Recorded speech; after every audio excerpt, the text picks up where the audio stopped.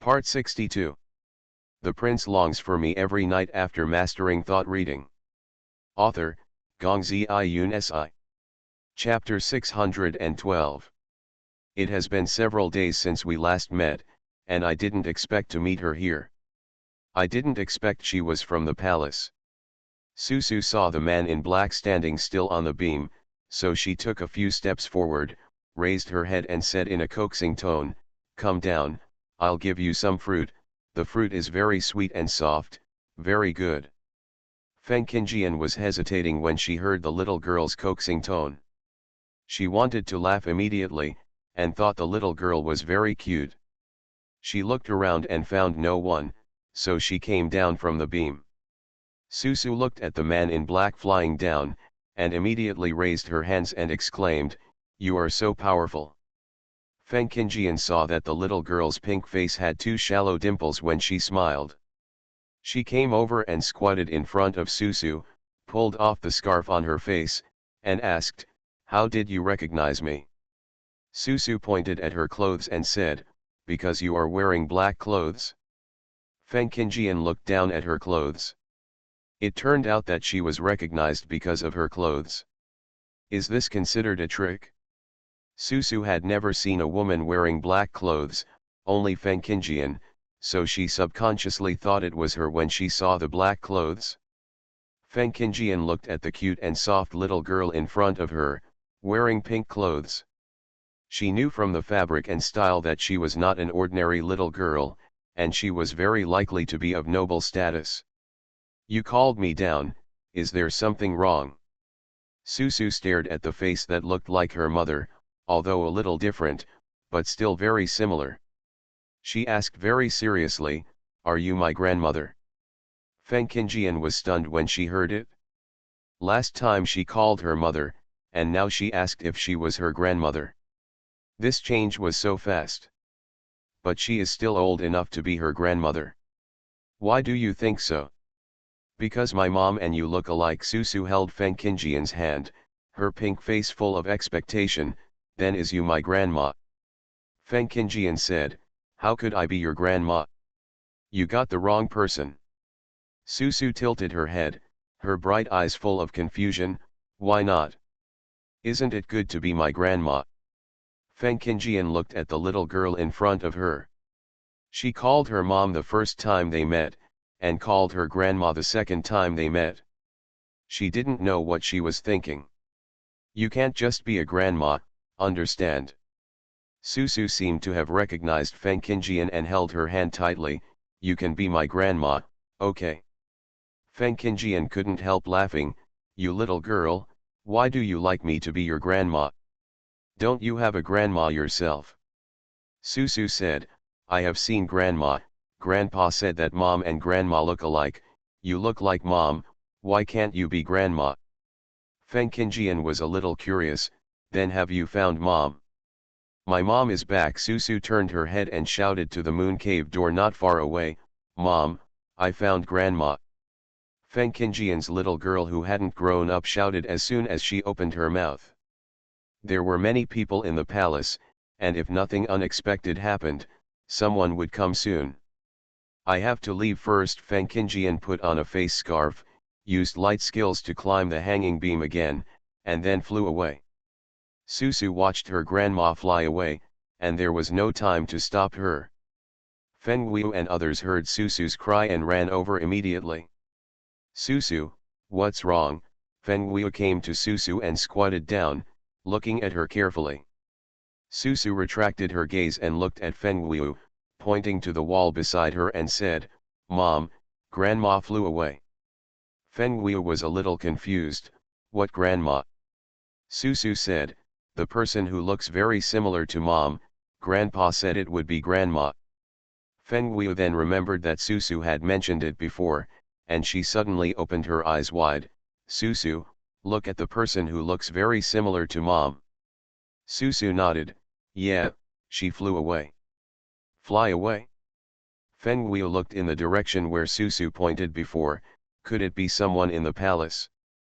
But she has been in the palace for so many years, and she has never heard of a woman who looks like her. If there is, I am afraid it would have spread long ago.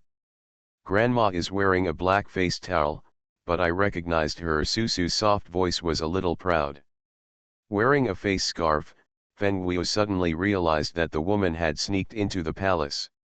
What was she doing there? Jun Wuxian smiled and said, Susu, you call her grandma before we even confirm whether she is your grandma. Susu said confidently, Grandpa said it was grandma. Feng Guo and Jun Wuxian looked at each other, both a little curious. Wait until Dad comes back.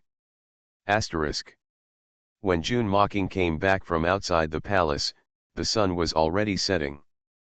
Feng Guo was lying on the couch eating cakes. When she saw her father coming back, she sat up and asked with a smile, Dad, where did you go? I went out for a walk to see if I could meet that person. Jun Mocking sat down on the couch. After a while, Chengzi came in with new tea, placed the tea in front of Jun Mocking, and then left. Feng Guo asked, is it someone who looks like me? Jun Mocking picked up the teacup and was about to drink it. Hearing this, he nodded, well, you know. Feng Guo said, I heard from Susu, she said that I look a lot like my mother, even Susu made a mistake. Does Dad think that woman is my mother? Jun Mocking said, I have this suspicion, you will know only when you meet me. Feng Guo hoped that the woman was her mother. Although she was a stranger to her mother, her father must have always wanted to find her mother, otherwise he would not have left the palace to look for her without any news. It was too difficult to find someone in such a vast sea of people. Susu saw her again today. Jun Mocking paused while drinking tea and looked up at his daughter. Where did he see her? Feng Guo said, it was in the East Palace. Susu was playing in the yard and saw the woman. Moreover, the woman was wearing a black veil. She must have sneaked into the palace. Jun Mocking had been looking for her outside the palace and had never met her. If the woman was really her, he thought that his fate with her was really shallow. He had never met her once in so many years. But Susu had seen her 3 times. This fate. What did she say to Susu? Feng Guo repeated it briefly. Susu asked her if she was her grandmother, and the person said no. At this time, Susu ran in with her short legs, saw Jun Mocking, threw herself into his arms, and called out sweetly, Grandpa, are you back? Yeah. Jun Mocking picked up Susu and put her on his thighs, then picked up the mung bean cake on the plate and handed it to Susu, eat the mung bean cake. Susu took the mung bean cake and didn't eat it in a hurry. She raised her little face and said excitedly, Grandpa, I saw Grandma was hot. Jun Mocking asked, then what? What did you say to her? Susu repeated the content of her chat with her grandma. Although it was not comprehensive, it was all the key points. Grandpa, why doesn't she want to be my grandma? Jun Mocking said, whether she is your grandma, you have to let Grandpa see her to confirm, understand?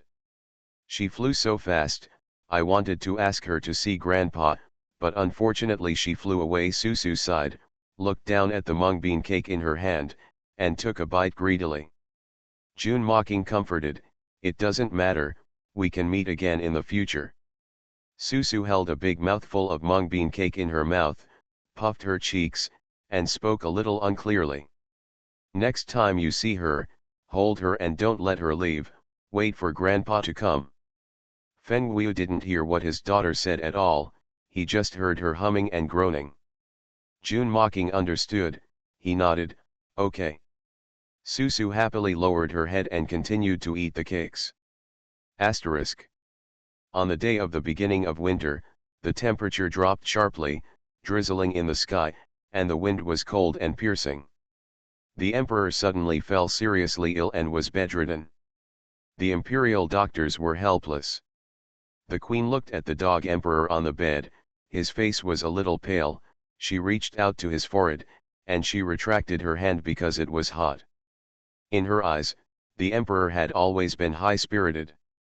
When had she seen him lying on the bed so weak? When the emperor woke up, he saw the queen beside the bed and slowly asked, "Queen, how long have I slept?" The queen saw the emperor wake up and was a little excited. "I slept for a night and a day, and the imperial doctor has seen him several times." The emperor saw the dark circles under the queen's eyes and her eyes were full of red bloodshot, so he guessed that she had not slept all night.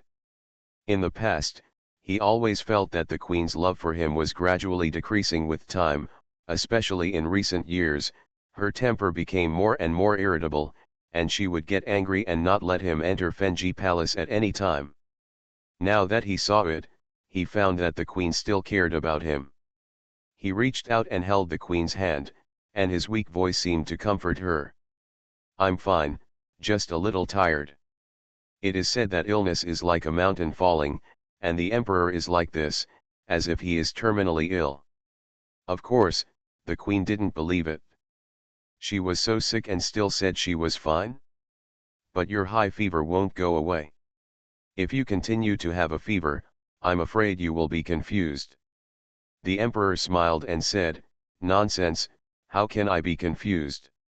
The queen said coquettishly, "Then you should get better soon. If you are sick, you will be confused, right?" The emperor said weakly, "I'm too tired. I want to sleep for a while and I'll be fine when I wake up." The queen said, "Then the emperor should rest first. I will ask the imperial physician to come and take a look." Yes, the emperor fell asleep almost immediately after closing his eyes.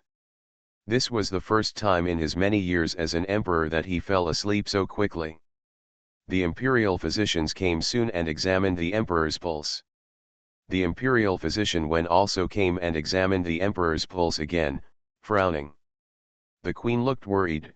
"How is the emperor?" The imperial physician Wen nodded with his eyebrows lowered.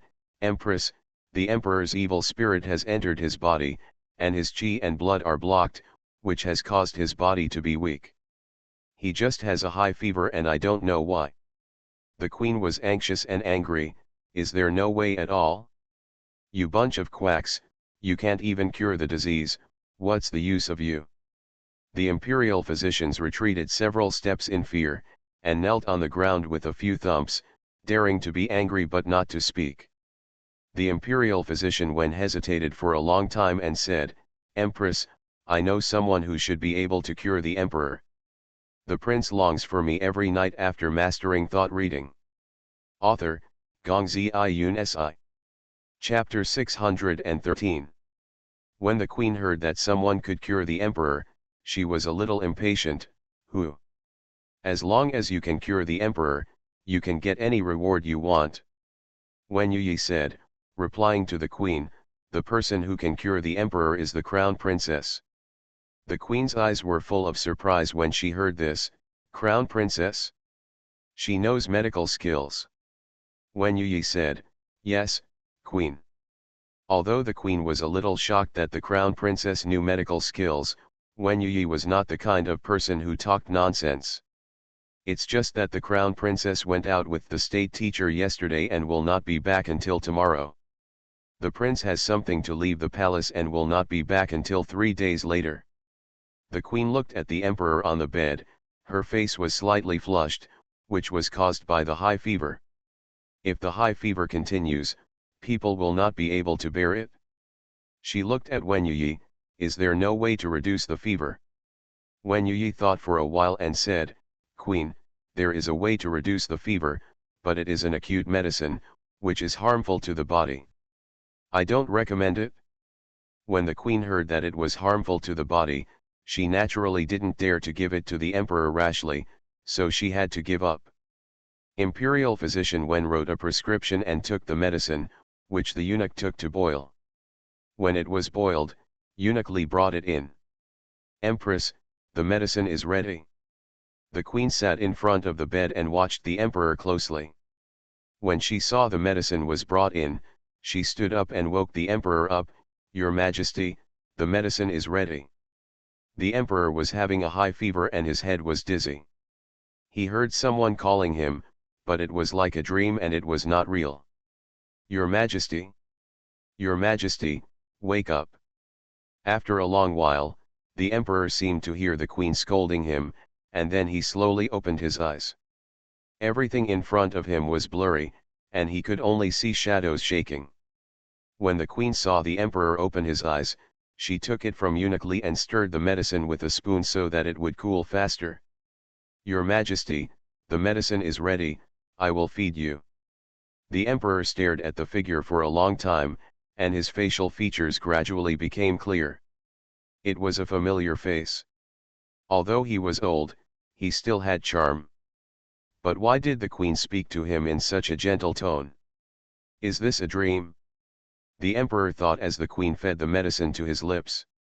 The thick black medicine was still steaming and even smelled bitter. He instinctively closed his mouth. The queen thought the emperor had a fever and was confused, so she reminded him gently, "Your Majesty, drink the medicine." The voice was even softer than before, making the emperor more certain that he was dreaming. He turned his head away from the spoon at his mouth. "No, it's bitter." If it were any other time, the queen would have thrown away the spoon long ago, and she would have been so arrogant to feed him in person. But now that the emperor was seriously ill, how could the queen bear to be mean to him? "I have asked someone to prepare candied fruit. If you drink the medicine, it won't be bitter if you hold the candied fruit in your mouth." The queen spoke so gently that the emperor could hardly refuse. He turned his head, opened his mouth obediently, and swallowed the medicine in the spoon into his mouth. As soon as he ate it, his brows couldn't help but frown. "It's too bitter." The queen took a look at the thick black medicine and knew it was bitter just by smelling it. It is said that a short pain is worse than a long pain. "Then I will help the emperor sit up and drink it all in one breath, so that he can suffer less." The emperor nodded, and with the help of the queen and eunuch Li, the emperor sat up. His body was soft and weak, and the weight of his whole body was leaning on the queen. The queen held the medicine bowl to the emperor's mouth, and still said in a gentle voice, "Your Majesty, drink it all in one breath."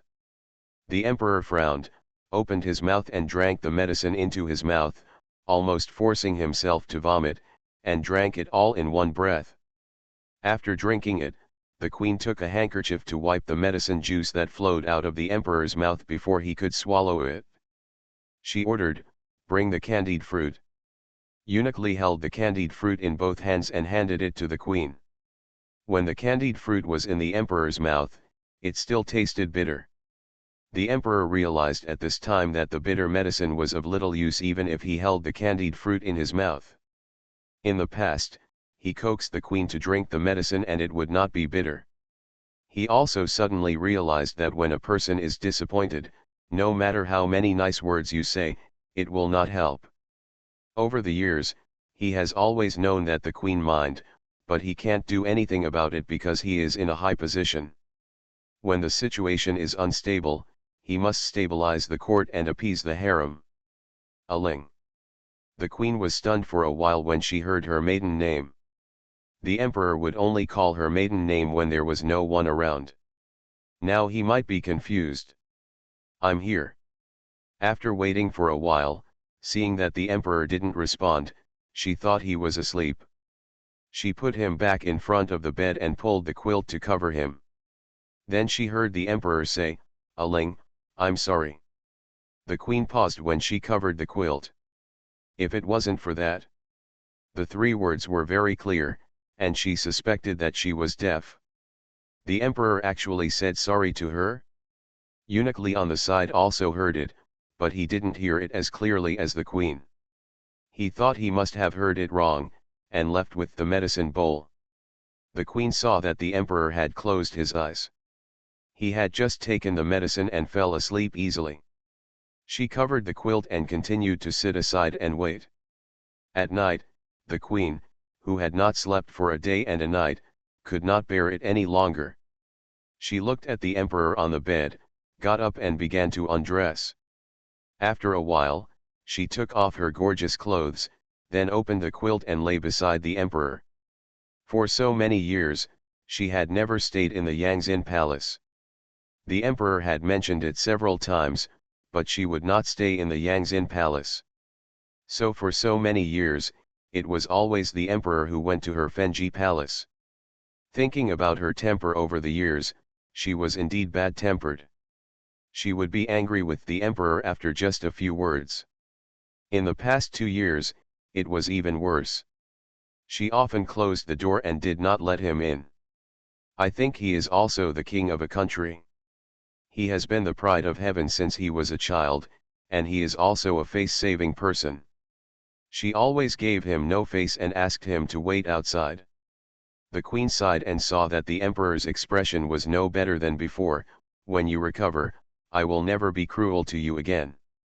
Early the next morning, Feng Wu and the 2 babies came back with their father. As soon as they returned to the East Palace, the 2 little guys couldn't wait to play with Tigress and Dabai.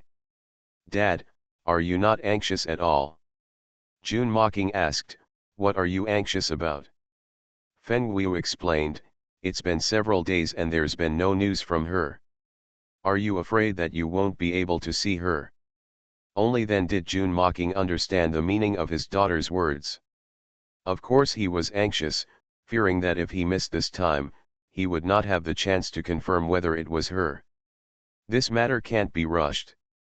Feng Wu nodded in agreement. "Yes, after so many years, I don't care about this moment. It's fate. We will meet each other when the time comes." At this time, Eunuch Li trotted in. When he saw Feng Wu, he didn't even have time to breathe, and said, "Crown Princess, you are back. The emperor is seriously ill and the imperial doctor is helpless." Imperial doctor, when said that the crown princess is pregnant, is it true that there is a way to cure it? Feng Wu was a little shocked when he heard this. His father was fine before leaving the palace, so why did he suddenly become ill? "Take me to see it first." Eunuch Li knew as soon as he heard that the crown princess had an idea. "Well." Feng Wu turned to Chengzi and said, "Go and bring me the medicine box." "It's Master," Chengzi said, turning around and running into the bedroom. Feng Wu held up the hem of her skirt and quickly followed. When they arrived at the Yangzin Hall, Eunuch Li came in first. "The queen, the crown princess is here." When the queen heard this, she immediately stood up and asked, "Where is the person?" Feng Wu strode in with her skirt in hand and saw the queen. Her eyes were covered with dark circles and her eyes were very red and bloodshot. It seemed that she had not slept well. She walked over and said, "Mother, my sons and ministers are here." The queen held Feng Wu's hand as if grasping a life-saving straw. "I heard from royal physician Wen that you know your medical skills, right?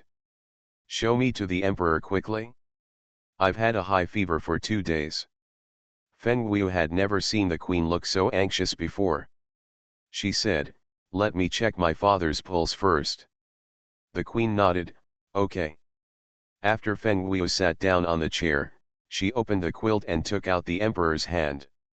She found that it was very hot and she checked the pulse with doubt.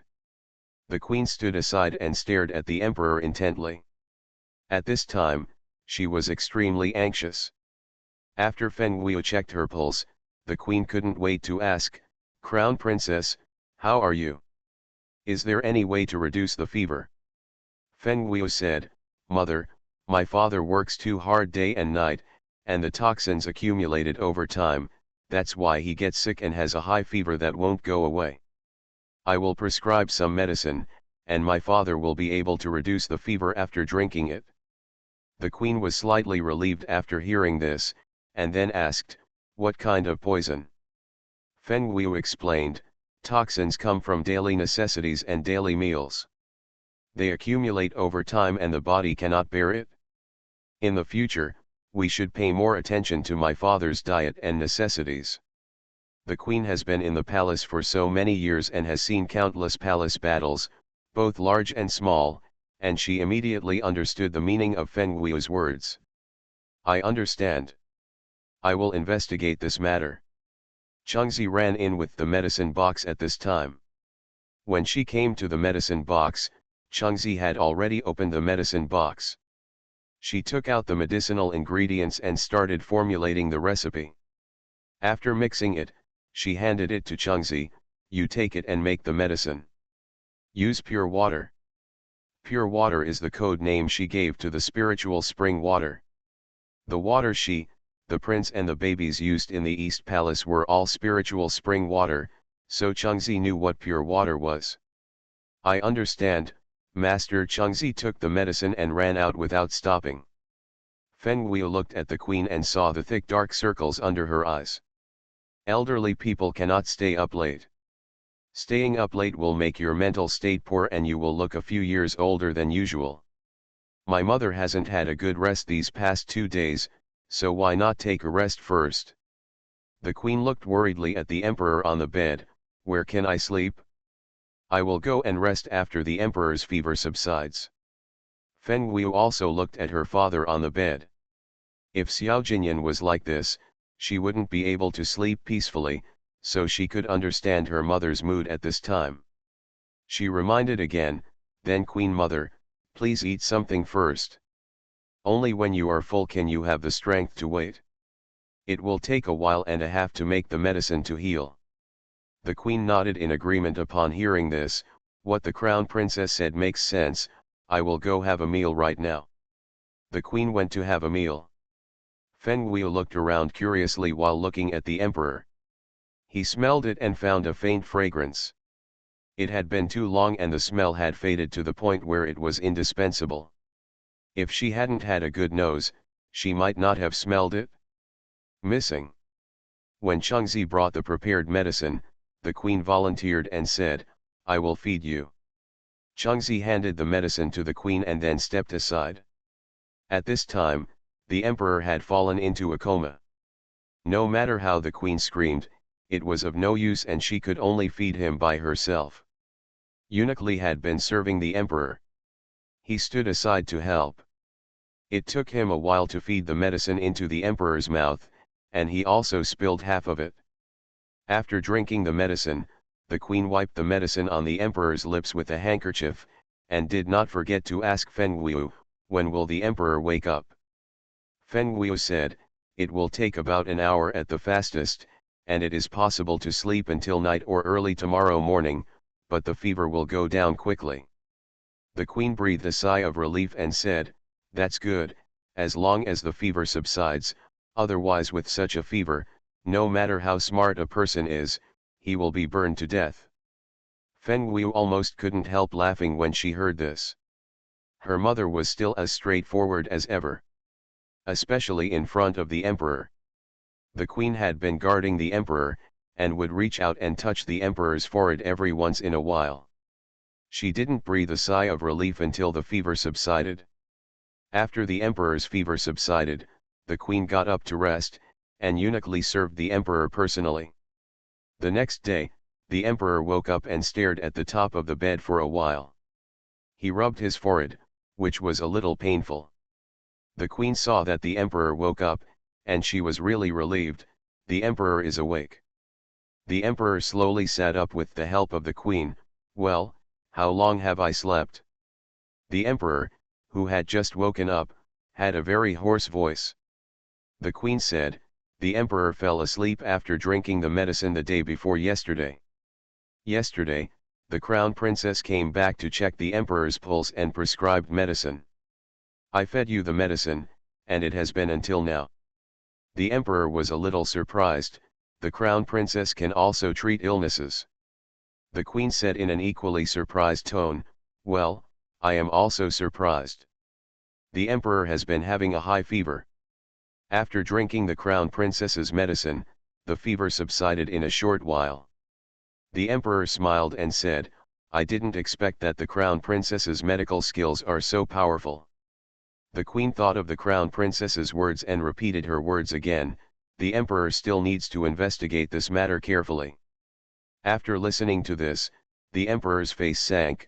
I will investigate this matter carefully. The queen said, the emperor, please have a meal first. You haven't eaten well in the past 2 days. Well, the emperor was very hungry at this time, his limbs were weak, and if he didn't eat, he wouldn't even have the strength to walk. Xiao Jinyan returned to the palace 2 days later. He went to visit the emperor when he learned that he was ill. When he came back, he brought twice as many memorials as usual. Feng Wu had long returned to her old life. She ate and slept all day. Her two children, one greedy and the other studious, would not pester her for a hug. Her life was very leisurely. Except that her mother had not been found yet. June Mocking was idle and saw Susu lying on Dabai. He thought that she had such a good relationship with that woman. Why not take Susu out of the palace again? June Mocking has always been a man of action. After putting down the teacup, he stood up and squatted in front of Susu, asking in a gentle voice, "Susu, are you going out of the palace?" Susu heard about leaving the palace and immediately hugged June Mocking's neck excitedly. "Grandpa, let's go out of the palace to buy some fruit." Okay. June Mocking picked up Susu and told Shui to prepare the carriage. On the bustling Chang'an street, June Mocking led Susu to the pastry shop. Susu has been here several times, and her little fingers are skilled at making several kinds of pastries. "I want this, and that." "Good night. Please give me monthly votes and recommendation votes. See you in the next chapter." You are listening to novels at Bless Up channel. Wish you happiness and luck. Please subscribe to receive new novels. How do you feel about this novel? Please like and leave a comment. The prince longs for me every night after mastering thought reading. Author, Gongzi Iyun Si. Chapter 614. Chapter 613. After Susu hugged her grandma and refused to let go, we finally met.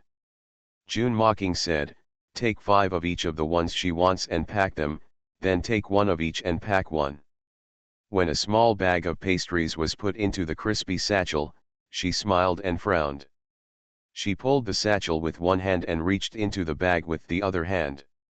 When she took it out, there was a piece of lotus-shaped pastry. June Mocking looked at Susu's greedy appearance and led her out of the pastry shop. Shui brought the cakes and paid the money. Susu took a bite of the tea fruit and raised her little face to look at June Mocking. "Grandpa, are you guys going to find Grandma spicy next?" June Mocking lowered his eyes and looked at Susu, his mouth full of tea fruits, and his pink cheeks bulging when he spoke, which was very cute.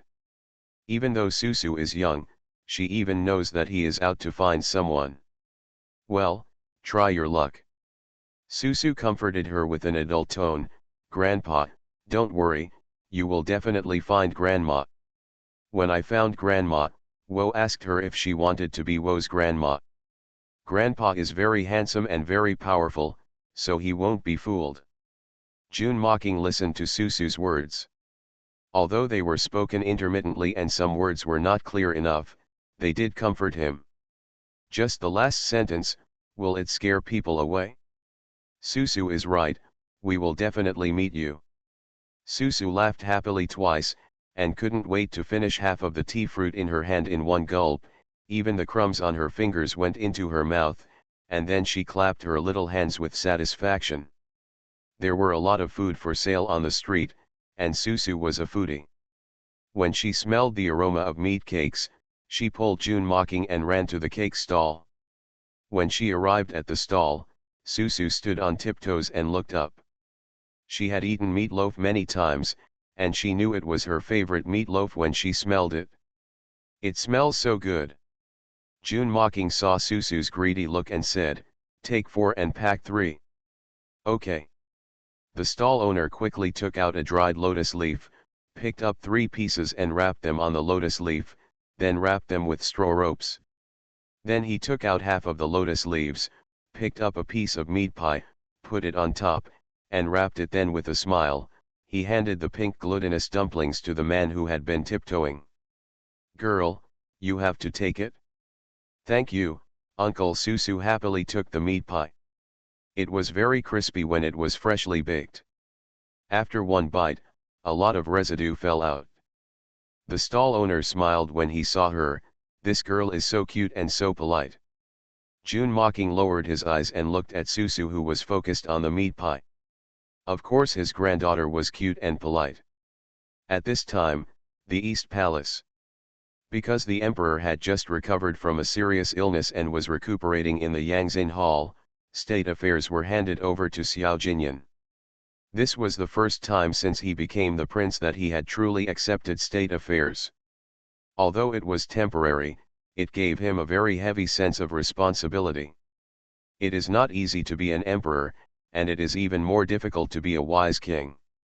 Xiao Jinyan has always wanted to be a wise king, leading Daxia to a more prosperous age, and using his strength to prove that he can do it. Just like when he was competing for the crown prince's position, let his father see his strength and recognize his abilities.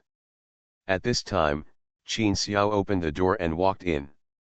Xiao Jinyan raised his head and looked at the door when he heard the sound, and saw Qin Xiao. Qin Xiao would never take the initiative to come in if nothing happened. Since he took the initiative to come in, something must have happened. What's up? Qin Xiao took a few steps forward and knelt down on one knee to salute, Master. Xiao Jinyan's eyes paused. If it wasn't a big event, Qin Xiao wouldn't suddenly salute. You have been with me for 10 years.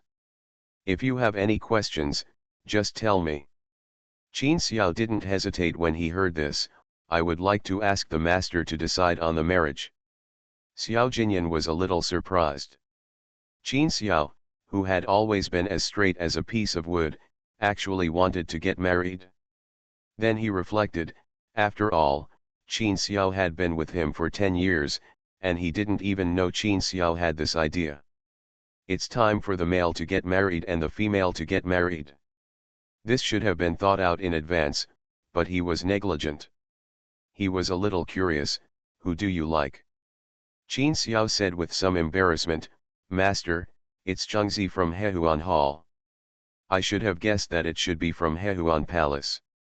Chengzi is also a smart girl with good looks, which matches you. Xiao Jinyan added, is it your own idea or have you already explained this to Chengzi, but do you want me to be a matchmaker? Qin Xiao said, my subordinate has already mentioned this matter to Chun 11, and Chun 11 has already nodded in agreement. I want my master to act as a matchmaker. Xiao Jinyan nodded, feeling that Qin Xiao was not reckless. Well, you are not young anymore. It's time to start a family and start a business. I will be the matchmaker. Qin Xiao bowed deeply, thank you, master. Xiao Jinyan said, get up, I will go to the Hehuan Hall to discuss this matter with the crown princess.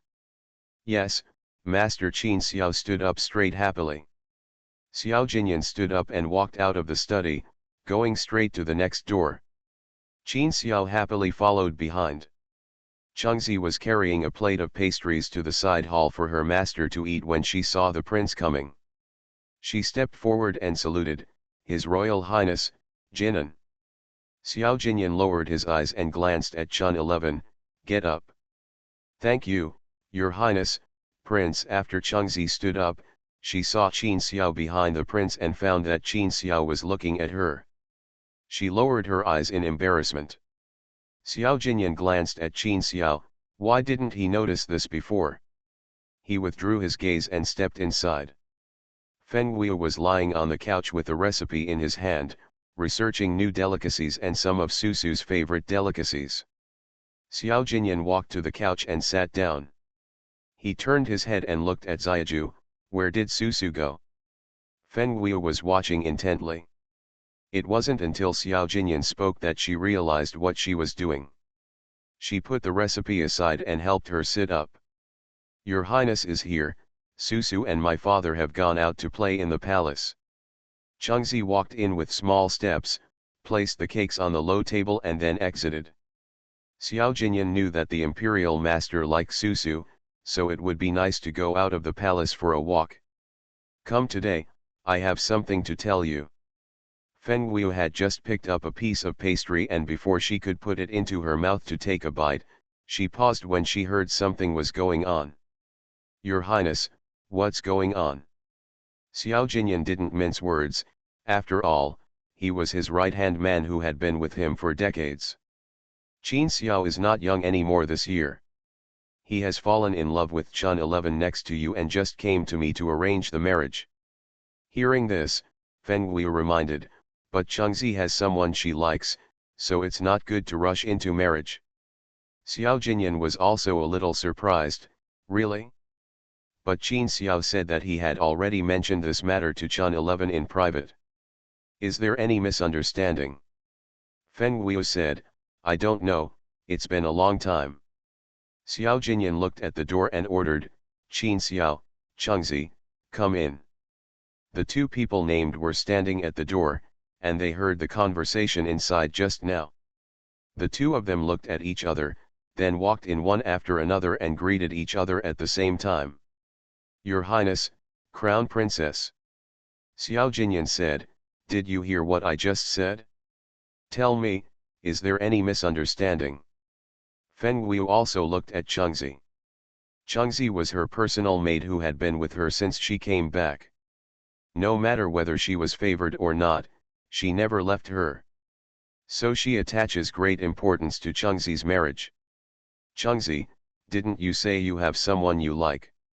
Chengzi raised her head and glanced at Qin Xiao, then looked at Feng Wei, and said shyly, Master, the person I like is Qin Xiao. Huh, Feng Wei felt that he had made a big mistake, then I was the one who got it wrong before? If I had known you liked Qin Xiao, I should have gotten you two married earlier. Maybe we would even have children.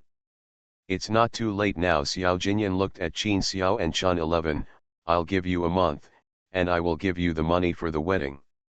Then I have to prepare a dowry for Chengzi. She must marry Chengzi in a glorious manner, Feng Wei said with a smile.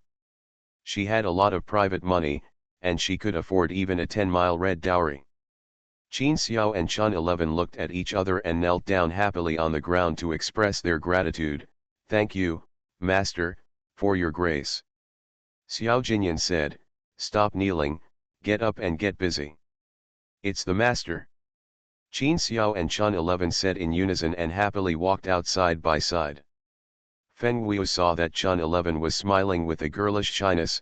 Sure enough, marrying the person you like makes her face and eyes full of joy. Xiao Jinyan asked with a half smile, aren't you happy? Feng Wei said, we are different in that we get married first and fall in love later. Xiao Jinyan smiled and nodded, we are indeed different from them.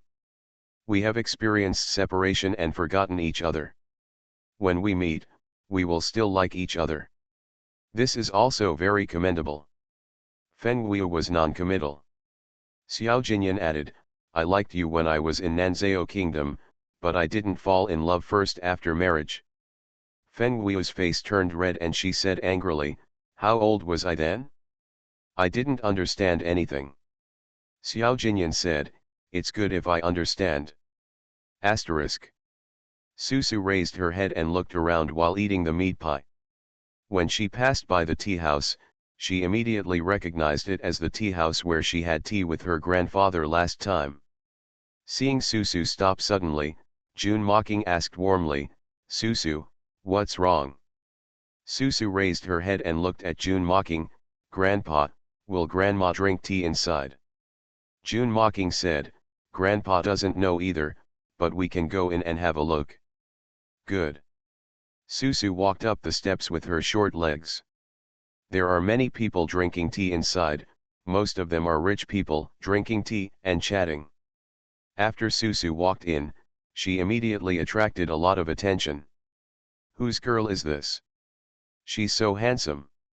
She is so beautiful at such a young age. At first glance, she looks like a loser. She will definitely be a beauty when she grows up. When June Mocking walked in and held Susu's hand, everyone was amazed. At the same time, they also misunderstood that June Mocking and Susu were in a father-daughter relationship. No wonder the baby girl is so handsome. It turns out that daddy is also so handsome. His wife must be a beauty, and only a beauty can be worthy of such a handsome man. June Mocking directly blocked everyone's discussion, led Susu to an empty table and sat down. The waiter asked with a smile, Sir, what kind of tea would you like to drink? June Mocking, Yunwuo, add a pot of warm water. Okay, sir, please wait a moment. Feng didn't wait long. The waiter brought a pot of yunwoo tea and a pot of warm water. He greeted her warmly and left. June mocking picked up the teapot and poured a cup of warm water in front of Susu. Then she picked up another drum of tea and poured herself a cup of hot tea. He raised his head to look at Susu and saw that she was holding the meatloaf in her hands, eating one bite after another, for fear of the crumbs falling. Susu, why do you think she would come here to drink tea? Susu finished the meatloaf in her hands, clapped her hands, and said in a sweet voice, because we met grandma last time we had tea. How could June mocking forget that children are innocent and think that they will meet if they see each other in the same place? I see. Susu took the teacup with both hands and brought it to her mouth and took a few sips.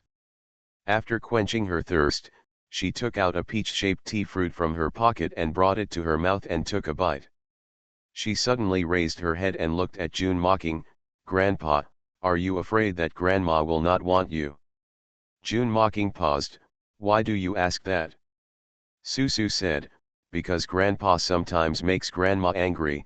Grandma will not want grandpa, and will even lock grandpa out of the door. June mocking said, I didn't realize that your grandpa is such a person. Susu asked curiously, is grandpa also such a person? June mocking paused, looking at Susu's expectant look. He said, of course I am not. Susu looked worried. What should I do then? June mocking asked, what? Susu said seriously, grandpa can't coax grandma. I'm afraid that grandma will always lock him out of the door, it's so cold outside. June mocking. Susu said again, grandpa can coax grandma. Every time he locks him in for a while, grandma lets him in, and grandpa also says that grandma is so nice. June mocking. Susu took a bite of the tea fruit worriedly. It was a little sweet and a little soft, her delicate eyebrows stretched out, and she looked satisfied. June mocking took the teacup and brought it to his lips and took a few sips. It seemed that the relationship between the emperor and the empress was no different from that of an ordinary couple. Only the empress dared to shut the emperor out of the door. Susu took a big bite of the tea fruit, and her cheeks were bulging. She looked up and saw a woman in black clothes coming down from the second floor. Susu excitedly stretched out her little hand and pointed, Grandpa, Grandma is here. June mocking raised his head and looked in the direction of Susu's finger, and saw a woman in black narrow sleeves with dark patterns coming down from the second floor. His cold eyes fell on the woman's face, familiar yet strange. Susu saw June mocking sitting still, so she stuffed the rest of the tea fruit into her mouth, then got off the chair neatly, stepped on her two short legs, and ran towards the woman. When she ran to Feng Qingjian, her little hand grabbed her sleeve, and her baby voice was excited. Grandma, Grandma, I found Nila.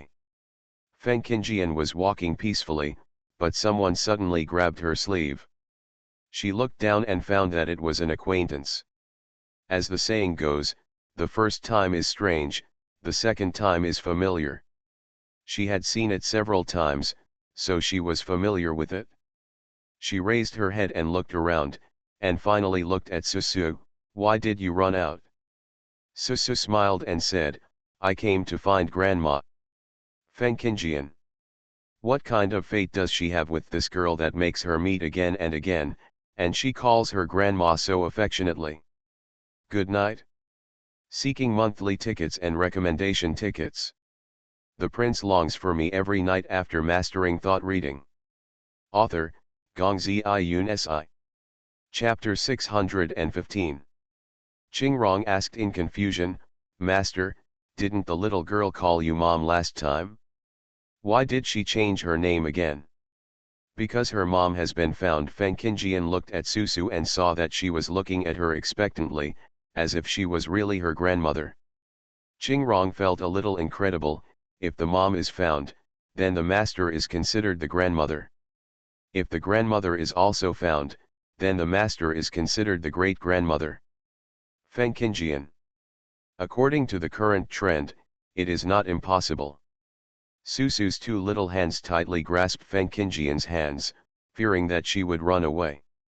Grandpa is here too, I will take you to see Grandpa. Susu said and grabbed Feng Qingjian and walked towards Jun Mocking's table. Feng Qingjian was stunned when she heard this. There is also a grandpa? Yes, it is normal to have a grandpa. But, how embarrassing would it be to drag her to see the little girl's grandfather? She hurriedly called the little girl, I don't know your grandpa, and I'm not your grandma. There's no need for me to meet your grandpa, understand? Qingrong looked at her master, who was helpless because of a little girl. If it was someone else who was so difficult, the master would probably kick her directly. Susu tilted her head and looked at Feng Qingjian, her eyes full of doubts, but her hands were still tightly holding Feng Qingjian, because she promised her grandpa that she would hug her grandma tightly when she saw her.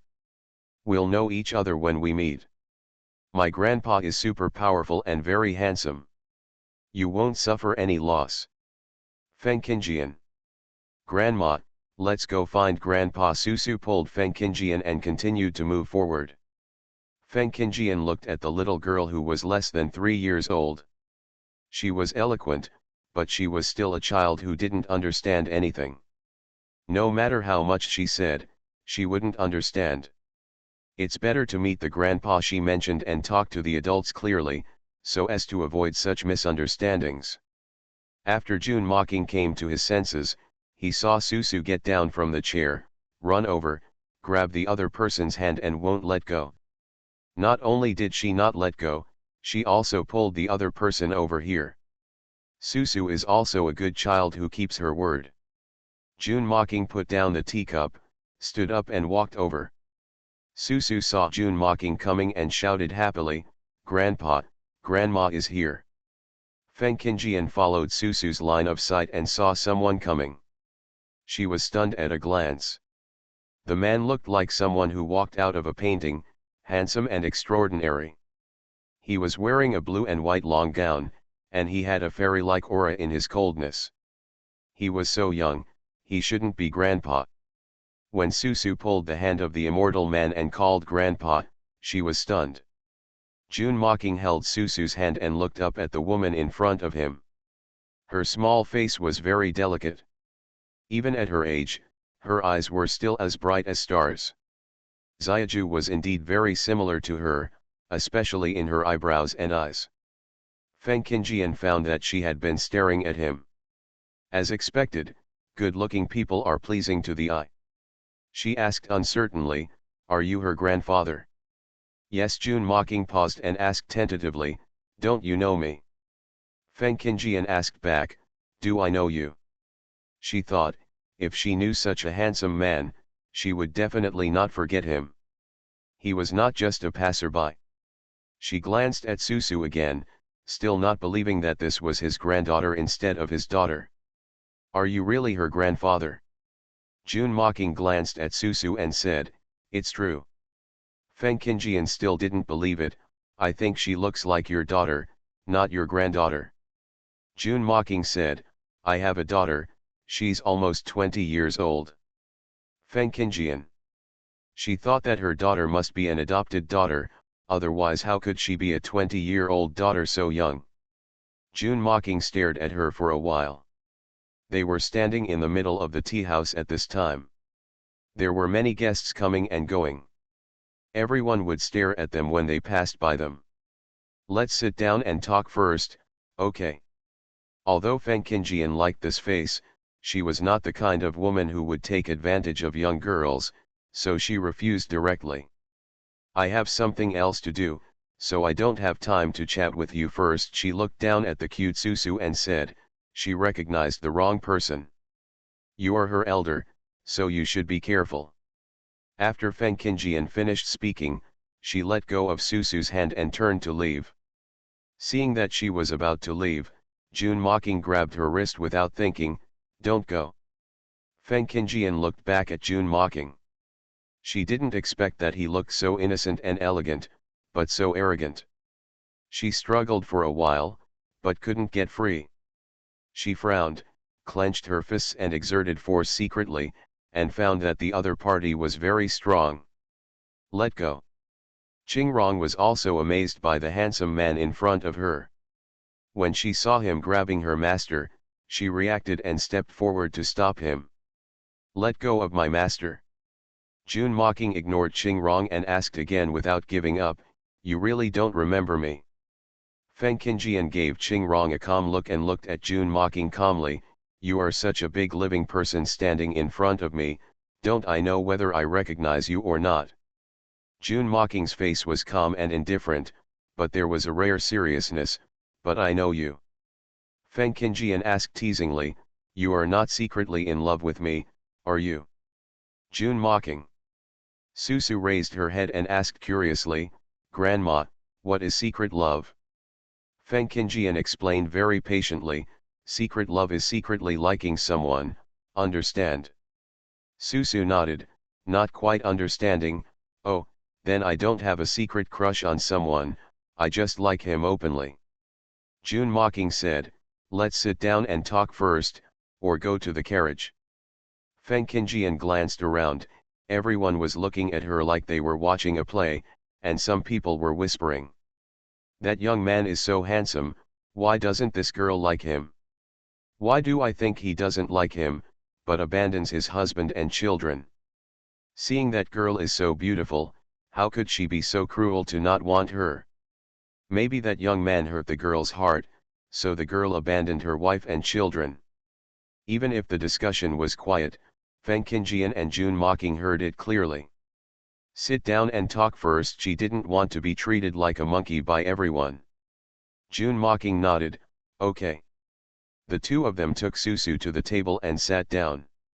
Jun Mocking picked up the teapot and took out a clean teacup, poured a cup of hot tea and placed it in front of her. Feng Qingjian lowered her eyes to look at the teacup in front of her, and also saw the hand, which was clean and spotless, with slender knuckles, very beautiful. As expected, such a handsome man has such beautiful hands. Susu took out a pear-shaped tea cake from her pocket and handed it to Feng Qingjian. "Grandma, this tea cake." Feng Qingjian saw an extra piece of cake in front of her, and looked sideways, and saw Susu's smiling eyebrows. "Grandma, the tea cake is very good, Grandpa asked me to give it to you." Susu looked at Feng Qingjian with a smile. There was no way, Grandpa didn't know how to coax Grandma, so she had to do it. Feng Qingjian raised her head and looked at Jun Mocking, who was also looking at her. The former didn't believe it, but the latter was frankly happy. When Feng Qingjian faced Susu, there was no trace of vigilance or alertness. "Thank you." Susu said, "No need for crabs, as long as Grandma is not angry with Grandpa." Feng Qingjian, Susu must have misunderstood, this is probably the innocence of children. Jun Mocking stared at the woman in front of him for a long time. He seemed calm and composed, but he was actually very excited at the moment, but his calm and indifferent face did not show any expression.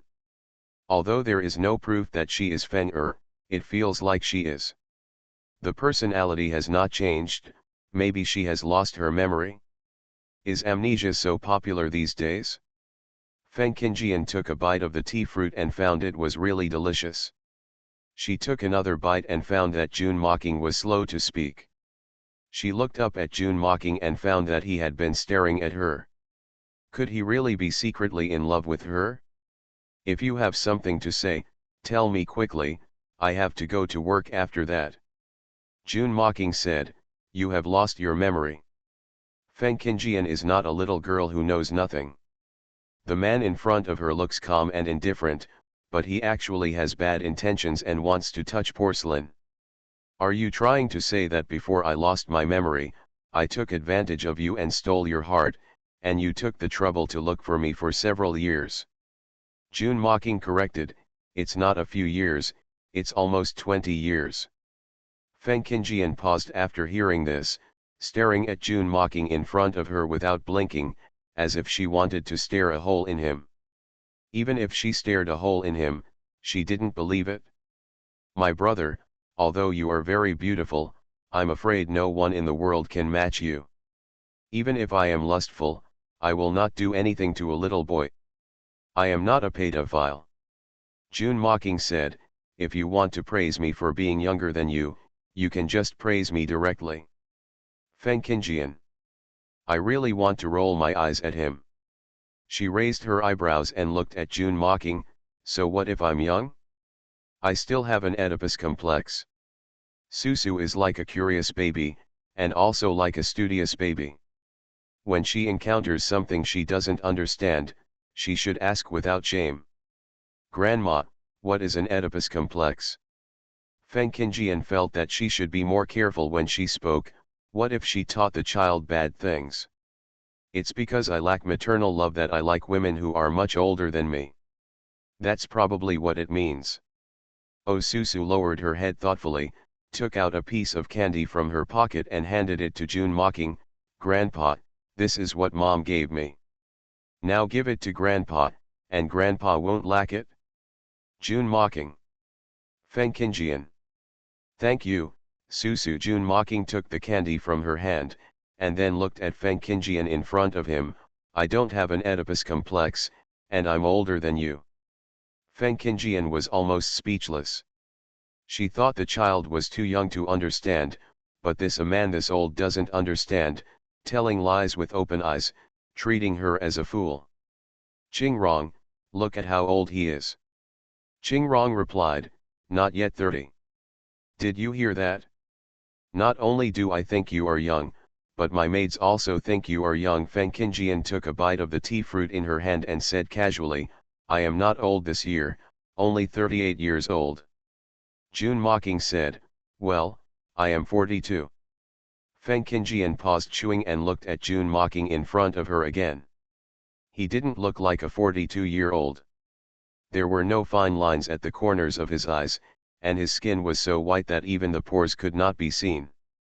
Even if she looked at it closely, her skin was not so good. Who are you kidding? June mocking said calmly, it doesn't matter if you don't believe it, after all, I look younger than you. Feng Qingjian. Although it is true, it is really not good to be so narcissistic. Even if you are 42 years old, I still don't know you, so you must have recognized the wrong person.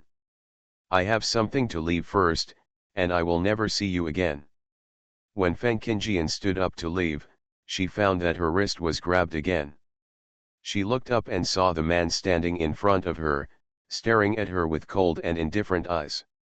He was sitting opposite her just now, but he stood up and appeared in front of her. This speed is not something that ordinary people can have. June mocking's voice was cold, where are you going? Feng Qingjian said unhappily, where I go has nothing to do with you. Men and women should not touch each other, understand? Let me go. June mocking not only did not let go, but held her tighter. After nearly 20 years of separation, they finally met. How could he let go easily? You are my wife, why not? Feng Qingjian. I am not a 3-year-old child, how can I not know that I have a husband? Feng Qingjian found something wrong, looked down, and saw Susu hugging her thighs, and that innocent face was staring at her. Grandma, don't leave, okay? I'll give you some candy. Feng Qingjian.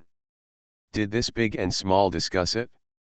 If a child can't say it, then an adult can't say it either?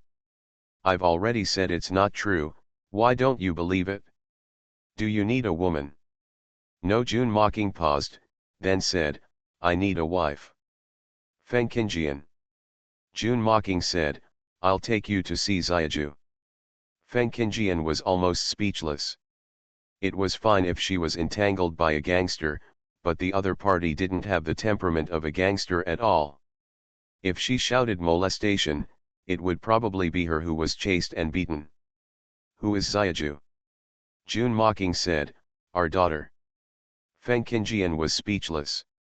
Even a daughter came out, that's right, there is a granddaughter, so it's normal to have a daughter. It's very abnormal in front of her. A man who is obviously 30 years old and has no man, insists that he is 42 years old. She has been single all the time, but insists that she is her wife. It seems that you have made up your mind not to let me go. June mocking asked, if I let you go, where can I find you? Feng Qingjian also got angry, then I have to leave. Really, the tone was still calm, but with confidence. Feng Qingjian lowered her eyes and glanced at the hand holding her wrist. It looked good, but it was asking for a beating. Let me go first. Okay, June mocking let her go as he said, then picked up Susu and ordered, Shuihui, hold Susu. Shuihui took a few steps forward and took Susu from his master's arms. Susu stared at Feng Qingjian and June mocking with a puzzled look. She didn't know what they were going to do. It felt like a fight. Feng Qingjian took advantage of June mocking bending down to hold Susu, turned around and ran outside. June mocking knew at a glance that his martial arts were very powerful. When he didn't know the other party's details, it was better to leave the place of trouble first. Her lightness skills were still good. June mocking saw her running away, but he was not angry. He took a breath and chased after her. Good night, babies. Ask for monthly tickets and recommendation tickets. The prince longs for me every night after mastering thought reading. Author, Gongzi Yun Si. Chapter 616. Susu saw that her grandparents had left, and she couldn't help but feel a little anxious. Where are they? I'll take you to find them. Shuihui carried Susu to the counter, took out a tael of silver and put it on the table. No need to change. After that, he carried Susu and chased after her. Feng Qingjian ran for a long time until she hid in an alley. She looked back and didn't see June mocking. She raised her lips, want to chase me? Maybe in the next life. She retracted her gaze and planned to go back, but as soon as she turned around, she saw June mocking's handsome face, looking at her calmly. Feng Qingjian was stunned for a moment, and there was disbelief in her eyes. When did you catch up? June mocking uttered two words lightly, just now. Feng Qingjian felt that her Qinggong was already very powerful, but she didn't expect that the man in front of her was also very good at Qinggong. No wonder he let go just as he said just now. It turned out that he was very confident in his Qinggong.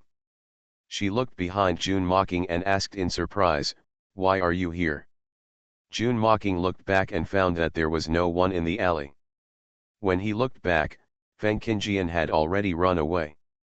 No matter how far you run, I can catch up. Why waste time and energy? June mocking's cold voice was full of helplessness, but he still took a breath to catch up. Feng Qingjian ran out of the city in one breath and didn't stop until she ran to the Shili Pavilion. She took a few breaths and looked back a few times. She didn't see June mocking. She shouldn't be able to catch up now, right? She looked back and planned to rest in the pavilion. I've never run so hard before. I'm hungry. Just as Feng Qingjian walked in to rest, she saw June mocking walking in slowly and calmly. She was stunned. June mocking walked slowly to Feng Qingjian and stood still, asking in a gentle voice, are you tired? Feng Qingjian asked after a long time, you are not a human, right? June mocking, what nonsense are you talking about? How can a non-human give birth to a daughter with you? Feng Qingjian, what kind of lewd words are these? She looked at the man in front of her and reached out to poke his heart. As a martial artist, she could naturally feel his heartbeat, which was strong and powerful. But, after chasing her for so long, his heartbeat was so stable. Is he still a human? June mocking asked again, are you still running? Feng Qingjian's mouth twitched. She ran as hard as she could, but he could catch up with her easily. She was not blushing or out of breath. If she ran again, she would be a fool. What do you want? June mocking paused, husband and wife should be together. Feng Qingjian was angry and wanted to laugh, it seems that I can't stop my peach blossoms today. I picked up a husband for free. Oh, and a daughter and granddaughter. Pick one and get 3 for free. I'm making a profit. June mocking added, there are also grandchildren, sons-in-law, sons, and daughters-in-law. I can hold my grandson next year. Feng Qingjian's face darkened. This is not peach blossoms, it's clearly trouble. What evidence do you have to prove that I am your wife? She didn't believe it. He could show evidence. She didn't believe it even if there was evidence. There are so many tricks to deceive people in the world these days. She is not a young girl who has just come out to mix in the world. Is she so easy to be deceived? June Mocking's cold eyes swept back and forth over Feng Qingjian, and said, I know the mole on your body. When June Mocking looked at her, Feng Qingjian felt uncomfortable, as if she was naked and was seen naked by him. Just when she was comforting herself that it was an illusion, she heard this sentence and was stunned for a while. Where is it? Butterfly Valley, under the chest. June Mocking was interrupted by Feng Qingjian before he finished speaking. Stop, do you know how to calculate? Otherwise, how would you know? June Mocking asked back, if you don't know, how can you have a daughter? Feng Qingjian's face turned black. June Mocking said again, it doesn't matter if you don't remember, I will help you recover. Don't you want to see Xiaju? Feng Qingjian knew who Xiaju was, the daughter of this man. She expressed doubt, is there really such a big daughter? June Mocking continued, when Xiaju was 2 months old, you suddenly disappeared, and she never knew what her mother looked like. Feng Qingjian looked at June Mocking, with a voice that was not fluctuating, as if she was telling an old story. If it's true, it's really pitiful to have no mother around since childhood. What's the use of telling me? If I had a daughter, I wouldn't leave her alone. So, you should go find your wife.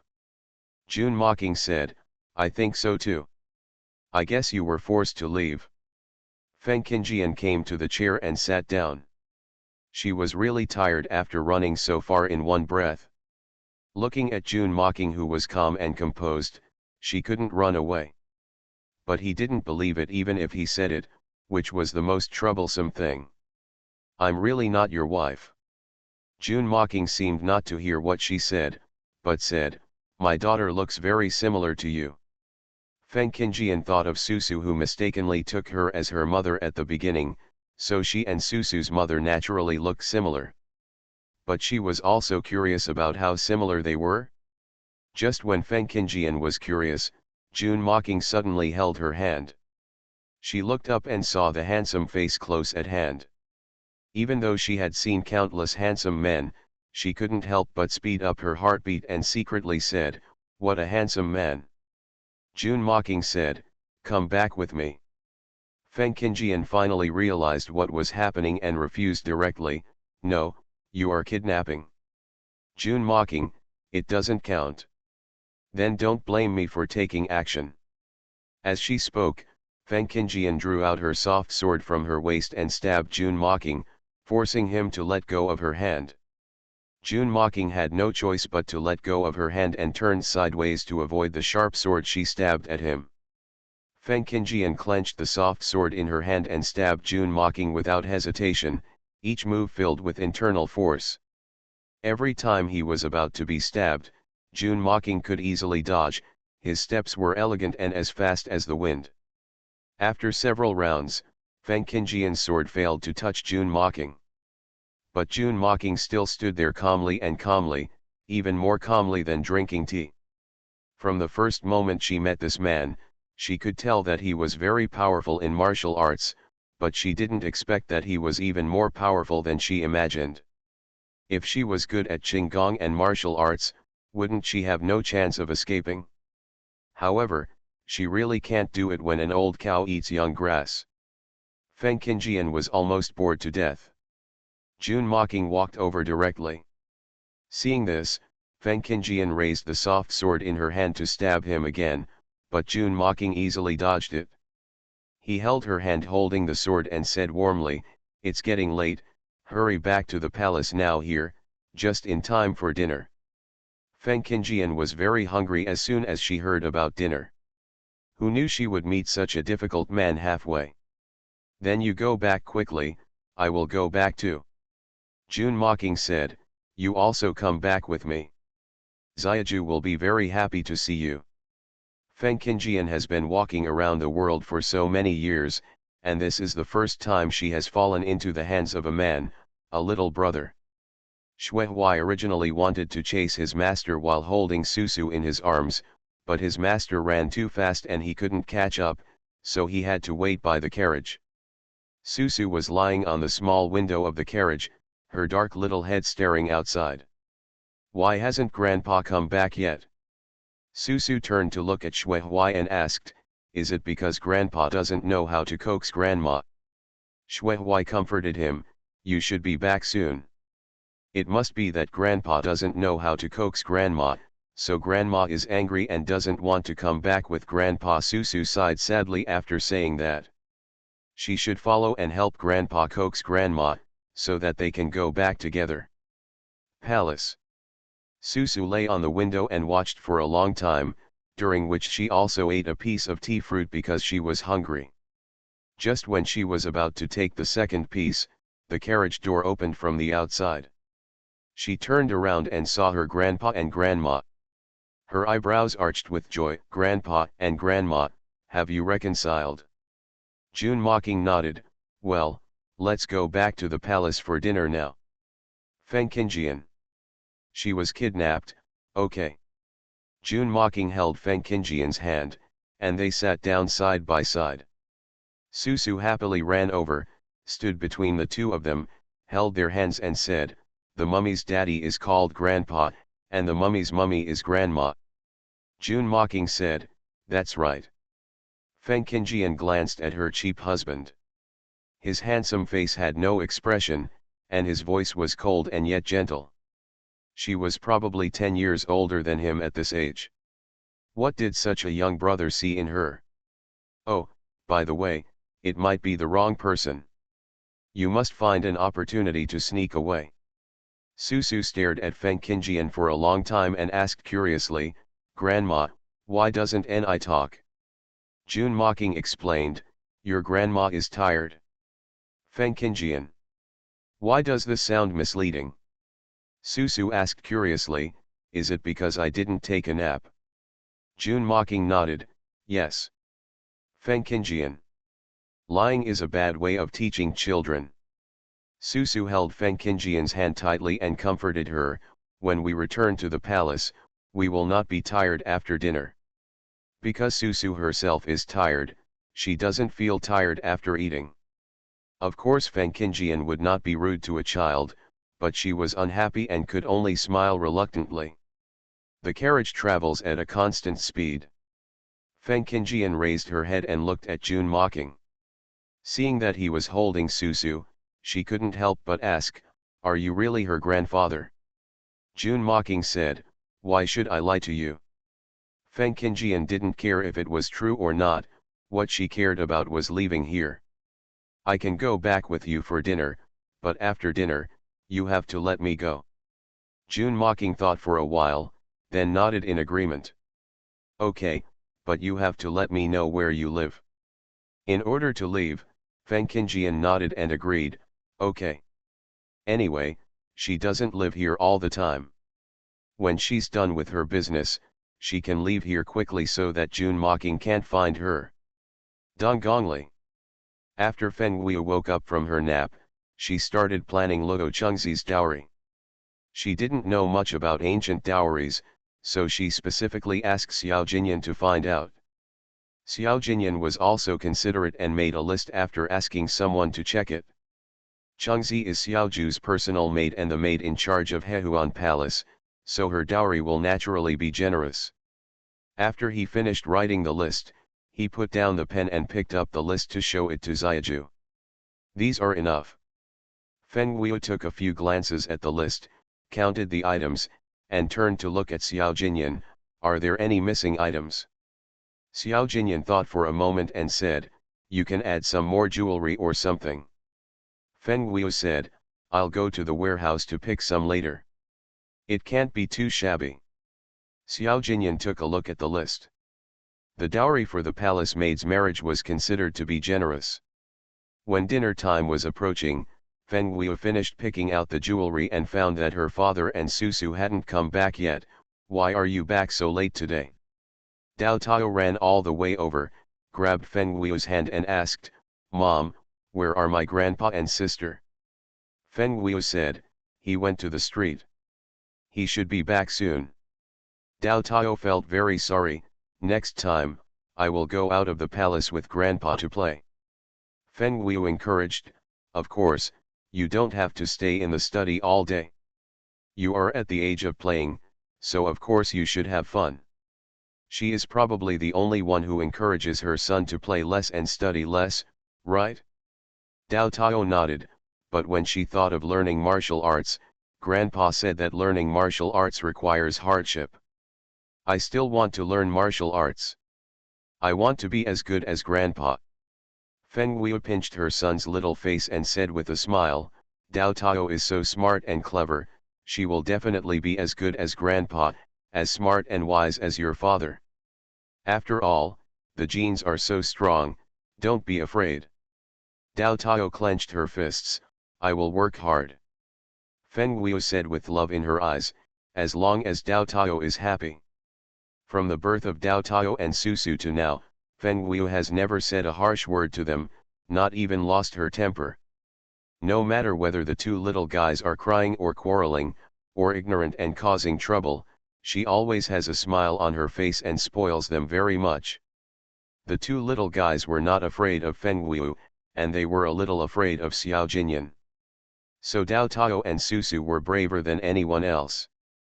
They would not lie when they did something wrong, but would be brave enough to admit their mistakes.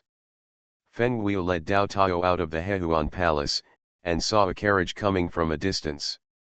Shui Huai was sitting in front of the carriage, driving the carriage. Dao Tao raised her head and asked, "Is Grandpa back?"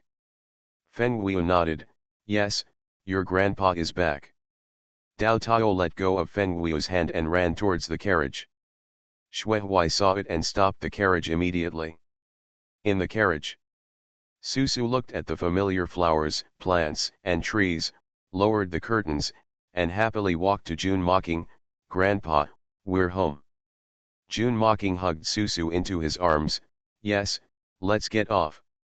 Then he held Susu and pushed open the door and walked out. Feng Qingjian followed him out. This was not the first time she had come to the palace. She passed by the East Palace last time, but she didn't expect to come today. She waited until Jun mocking got off the carriage before she got off the carriage neatly. Dao Tao saw it and ran over quickly with his two short legs, "Grandpa." Feng Qingjian looked over and saw a boy who looked exactly like Susu, running over quickly. So the grandson he was talking about was a boy and a girl with Susu. Rare. Dao Tao threw herself into Jun mocking's arms and found a woman standing next to her grandfather, and this woman looked very much like her mother. Susu had mentioned before that the woman who looked very much like her mother was their grandmother. He let go of Jun mocking and came to Feng Qingjian, raised his little head, and stared at Feng Qingjian with his phoenix eyes that looked like Xiao Jinyan without blinking. "Are you my grandmother? Good night.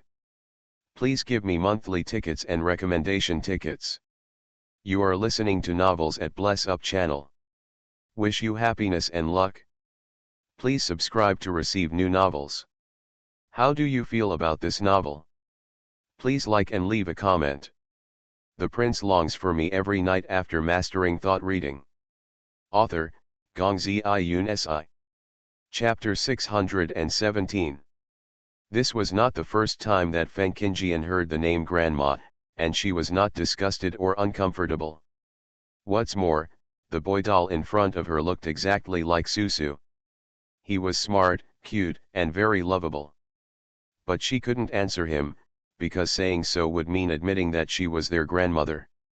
Susu struggled to get off her grandpa, ran all the way over, stood next to Dao Tao, pointed at Feng Qingjian and said, "Guo Guo, she is grandma." Feng Qingjian was a little embarrassed. Not only was she regarded as a grandmother by the two little guys, but she was also treated as a wife by someone and was forced to follow him home. I have never encountered such a speechless thing in my whole life. June Mocking came over and lowered his eyes to take a look at the two little guys who had been staring at Feng Qingjian. They should be very happy now that they had a grandma to pamper them. He raised his eyes to look at Feng Qingjian, reached out and held her hand. I'll take you to see Xiaju. Feng Qingjian wanted to struggle instinctively, let me go first. However, the man in front of me is so frighteningly strong that he hardly looks human. June Mocking saw her frowning, hesitated for a while, and then let her go. Feng Wei walked over slowly and was shocked for a long time when he saw the woman next to his father. Although she wears no makeup every day, she still looks in the mirror every day, and her appearance is still very clear, and she is at least 80% similar to the woman in front of her, not to mention 90% similar. Could this be the woman who Susu mistakenly identified as her mother? Maybe it's her mother? When Susu saw Feng Wei, she happily ran to her with her short legs. Mama, Grandma is here. After Susu said that, she held her hand and walked over. Feng Wei was almost passively led by her daughter, while her eyes kept staring at that woman, that familiar yet unfamiliar face. Feng Qingjian heard Susu's voice and looked over. She wanted to know how similar Susu's mother looked to her. When she saw the face that looked similar to her own, she was shocked for a while. The same little face, the eyebrows are the most similar. If she were younger, it would be okay to say they were twin sisters. No wonder Susu thought of her as her mother. The child didn't know whether she was older or younger. She only knew that her face looked like her mother's. Could she really have such an old daughter? They look so much alike that it would not be an exaggeration to say they are mother and daughter. However, she has never been married and has never given birth to a child. How could she have such a big daughter? June Mocking looked at her daughter, with a hint of doting in her eyes. She is Xiaju. Feng Qingjian's tone was filled with surprise. They are quite similar. When Feng Wei came over, he called out first, Dad. Then he looked at Feng Qingjian and looked at the woman in front of him from a close distance. She actually looked very young, but she didn't look as young as her father. She even doubted whether her father had become an immortal and his appearance had not changed in 10 years. June Mocking said again, Xiaju, she is your mother. Feng Qingjian felt that it was necessary to refute, otherwise the misunderstanding would deepen. Don't listen to his nonsense, I don't even know him. Feng Wei was stunned for a while, then looked at her father in confusion. Dad, what's going on? June Mocking explained, she has lost her memory. Feng Wei suddenly realized, so that's it? No wonder mother doesn't remember. Feng Qingjian glanced at June Mocking, with such an understatement, as if she was used to such things as amnesia. I still know whether I have amnesia or not. June Mocking didn't refute, but said, go in and have dinner first. Feng Qingjian. Feng Wei believed in her father. If he said she was her mother, then she must be. Dinner is ready. Let's have dinner first and then talk after dinner. Feng Wei's voice was excited and trembled slightly. For so many years, her mother had been absent from her growth. Over time, she got used to not having a mother.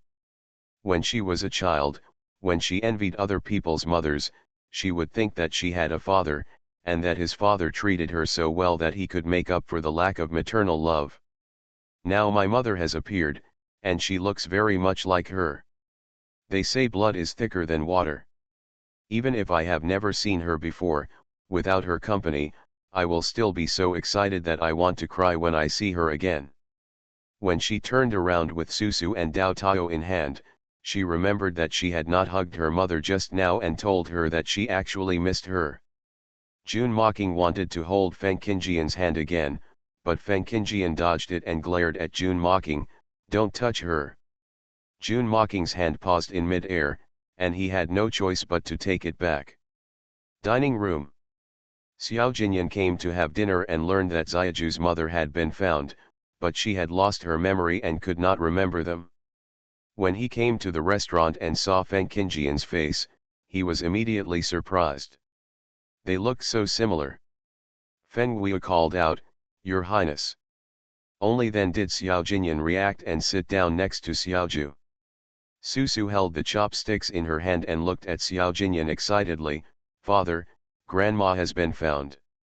Doesn't she look like Mama?" "They are very similar." Xiao Jinyan glanced at Feng Qingjian and Feng Wei. They were indeed mother and daughter, they looked so similar. June Mocking picked up her chopsticks and put a piece of the vegetable she was eating into the bowl in front of Feng Qingjian. "You are hungry too? Eat first. After dinner, we can talk in detail." Feng Qingjian was really hungry now. The food was delicious. She also felt that it would be best to have a full meal before talking about anything. She looked at the flesh in her eyes, then glanced at June Mocking, and couldn't help but curse in her heart. He had a fairy-like face and a domineering temperament. June Mocking saw Feng Qingjian staring at him, and he asked in confusion, "What's wrong? Is the food not to your liking?" No. Feng Qingjian retracted her gaze, picked up the chopsticks and lowered her head to start eating. She took a bite of the meat and found that the meat was delicious. She had never eaten it before, so she couldn't help but pick up a few more pieces. Feng Qingjian was not a shy person. When she saw the dishes she liked, she would not be restrained and would pick them up when she wanted to eat. June Mocking looked at her eating, and she was still the same as before, but why didn't she remember it? Susu pointed to the chicken leg on the plate and said, "Mom, I want a chicken leg." "Mom will pick it up for you now." Feng Wei put the chopsticks into the plate, picked up a chicken leg and put it in Susu's bowl. Susu happily picked up the chicken leg with her bare hands and put it into her mouth and took a bite. It tasted very delicious.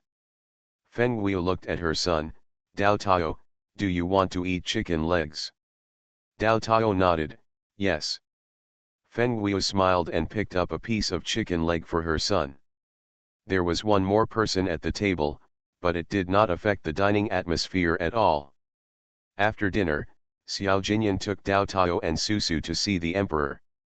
The emperor had been ill for 2 days, but the two little guys didn't know about it. In addition, with June Mocking as their grandfather, the two little guys didn't run as often as before. In the side hall, only June Mocking, Feng Qingjian, and Feng Wei were left. Feng Wei didn't know about the past love between her parents, and was drinking tea and waiting for her father to tell her stories. But after waiting for a while, her father was only busy drinking tea and didn't say a word. Feng Qingjian was also drinking tea, looking satisfied with a full meal, and she also didn't mean to speak. Feng Wei took 2 sips of tea, looking back and forth around the two of them, her eyes full of gossip, very curious about who chased who when their father was so cold. Who took the initiative? Seeing that neither of them spoke, she simply broke the silence. "Dad, how did you and Mother meet?" June Mocking raised his head and looked at Feng Qingjian, and his mind began to recall the scene of their first meeting. At first, he was only thinking about cultivation and then finding a way to return to the modern world, so he didn't care about the affairs between men and women. There were many women who expressed their love, some were difficult to deal with, and some even drugged him. But no one pestered him like she did, and she didn't seduce him like other women. This was the first time a man in his 20s was teased by someone, and the person who teased him was Xiaoju's mother. They first met in a hot spring, and now thinking about it, he suspected that she fell in on purpose. Feng Wei waited for a long time, and saw that his father still didn't say anything. "Dad." June Mocking looked up at his daughter, and the next second he reacted and replied, "We met in the hot spring." Feng Wei said meaningfully, "The amount of information is a bit too much." June Mocking coughed lightly, "Don't think too much." Feng Wei smiled and said, "Dad, I'm not thinking too much, it should be that Mom accidentally fell into the hot spring, and then was rescued by Dad, right? The hero saves the beauty, and pledges his love, right?" Feng Qingjian looked up at June Mocking and Feng Wei. When she was drinking tea just now, she had been thinking about how to ask to leave so that she would not be rejected by June mocking. At this moment, she was a little curious that this man was really 42 years old. When she heard that they met in the hot spring pool, she thought, could it be that he wanted to see the handsome man out of the bath? June mocking said gently, how can it be so cliché? Feng Wu immediately nodded in agreement, yes, how could a man like Dad meet Mom so calmly? It must be unforgettable for a lifetime. Feng Qingjian suddenly asked, why do you look so young? Did you take the elixir of immortality? Pills. It's no wonder Feng Qingjian asked this question. More than 100 years ago, Emperor Qin recruited talented people to refine pills in order to pursue the elixir of immortality. It is rumored that it has been developed. Feng Wu also looked at her father curiously. She has always been curious about why her father is so young. June mocking, I didn't take the elixir of life. Feng Qingjian said, but you don't look like a 42-year-old. Feng Wu said, Dad hasn't changed in the past 10 years. Not changed in 10 years, Feng Qingjian touched her face. She has changed a lot in the past 10 years. June mocking answered concisely, I'm just practicing martial arts. Feng Qingjian obviously didn't believe it, I have been practicing martial arts since I was a child, but I can't keep my face young. June mocking said, what I practice is completely different from what you practice. You are strengthening your body. Feng Wu suddenly grabbed his father's hand excitedly, Dad, can't you restore your memory? Help Mother restore her memory quickly, so that Mother will remember us. June mocking said, it takes 2 days to prepare. Oh, Feng Wu was a little disappointed, but soon became happy again, then Mother will remember us in 2 days. Feng Qingjian, believe it? Or not? Whether you believe it or not, wait 2 days to tell. She suddenly stood up, I should go back. Feng Wu thought that after finding her mother, she would live with them. Although they were not familiar with each other, they would definitely become familiar with each other after getting along. Will Mother not stay? June mocking said, wait until your mother recovers. Feng Wu had no choice but to nod, okay. June mocking looked at Feng Qingjian again, I'll take you back. Feng Qingjian refused directly, no need, you have seen my Qinggong, it's not difficult to leave the palace. When saying this, Feng Qingjian did not feel guilty at all. June mocking said, let's go. Feng Qingjian. She just talked about her feelings in vain. After leaving the East Palace, Feng Qingjian thought that June mocking was good at Qinggong and could see it now, but she heard him order Xuehuai, prepare the carriage. Xuehuai worked very efficiently and drove the carriage over in a short while. June mocking looked at Feng Qingjian and said, get in the car. Feng Qingjian touched her belly. It happened that she was too full to move, so riding in a carriage was perfect. She got into the carriage in front of June mocking. June mocking then went up. Oil lamps were lit at the 4 corners of the carriage, but the light was still very dim, and only the outlines of each other could be seen. June mocking asked, what do you think when you see Xiaju? Feng Qingjian thought for a moment and said, she looks quite similar to me. She must have been very cute and sensible when she was young. June mocking, you are praising yourself, but Xiaju was really cute and sensible when she was a child. If you saw her, you would definitely not spare her a word. But I'm really not your wife.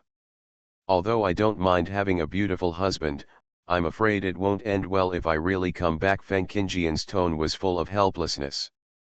June mocking sounded very sure, I will not admit the wrong person.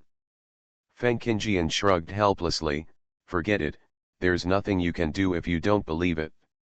June mocking added, if I could even admit my mistake to my wife, I would have lived so many years in vain. Feng Qingjian chuckled, that's right, calling someone else's wife on the street has indeed been a waste of so many years. June mocking. Feng Qingjian was a little proud. She couldn't compare with Qinggong and martial arts. She didn't believe that she couldn't take advantage of her words. Just when Feng Qingjian was feeling proud, she suddenly felt light. When she reacted, she was hugged by June Mocking. When she looked up, she saw that handsome face, a face that could make thousands of girls' hearts flutter. She is no exception. Although the light was a bit dim, it still couldn't block the man's beautiful face. June Mocking held her slender waist with one hand and grabbed her wrist with the other and said, "I have been looking for you for 19 years. Many women pretended to be you and tried to get close to me, but I can recognize you at a glance. Isn't it enough to show that she is fake?" The distance between each other was too close. Every word June Mocking said was in Feng Qingjian's ears.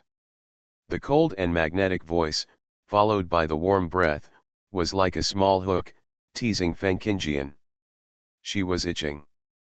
"But I haven't lost my memory." Although Feng Qingjian has never been married, she has seen countless beautiful men. The one who can make her look at him more often is probably the one in front of her. Whether it's his temperament, appearance, or this spotless and cold aura, a woman who is not tempted is probably blind. "Actually, I still have a way to prove that you are my wife," June Mocking said in a calm tone. "Good night, Spicy.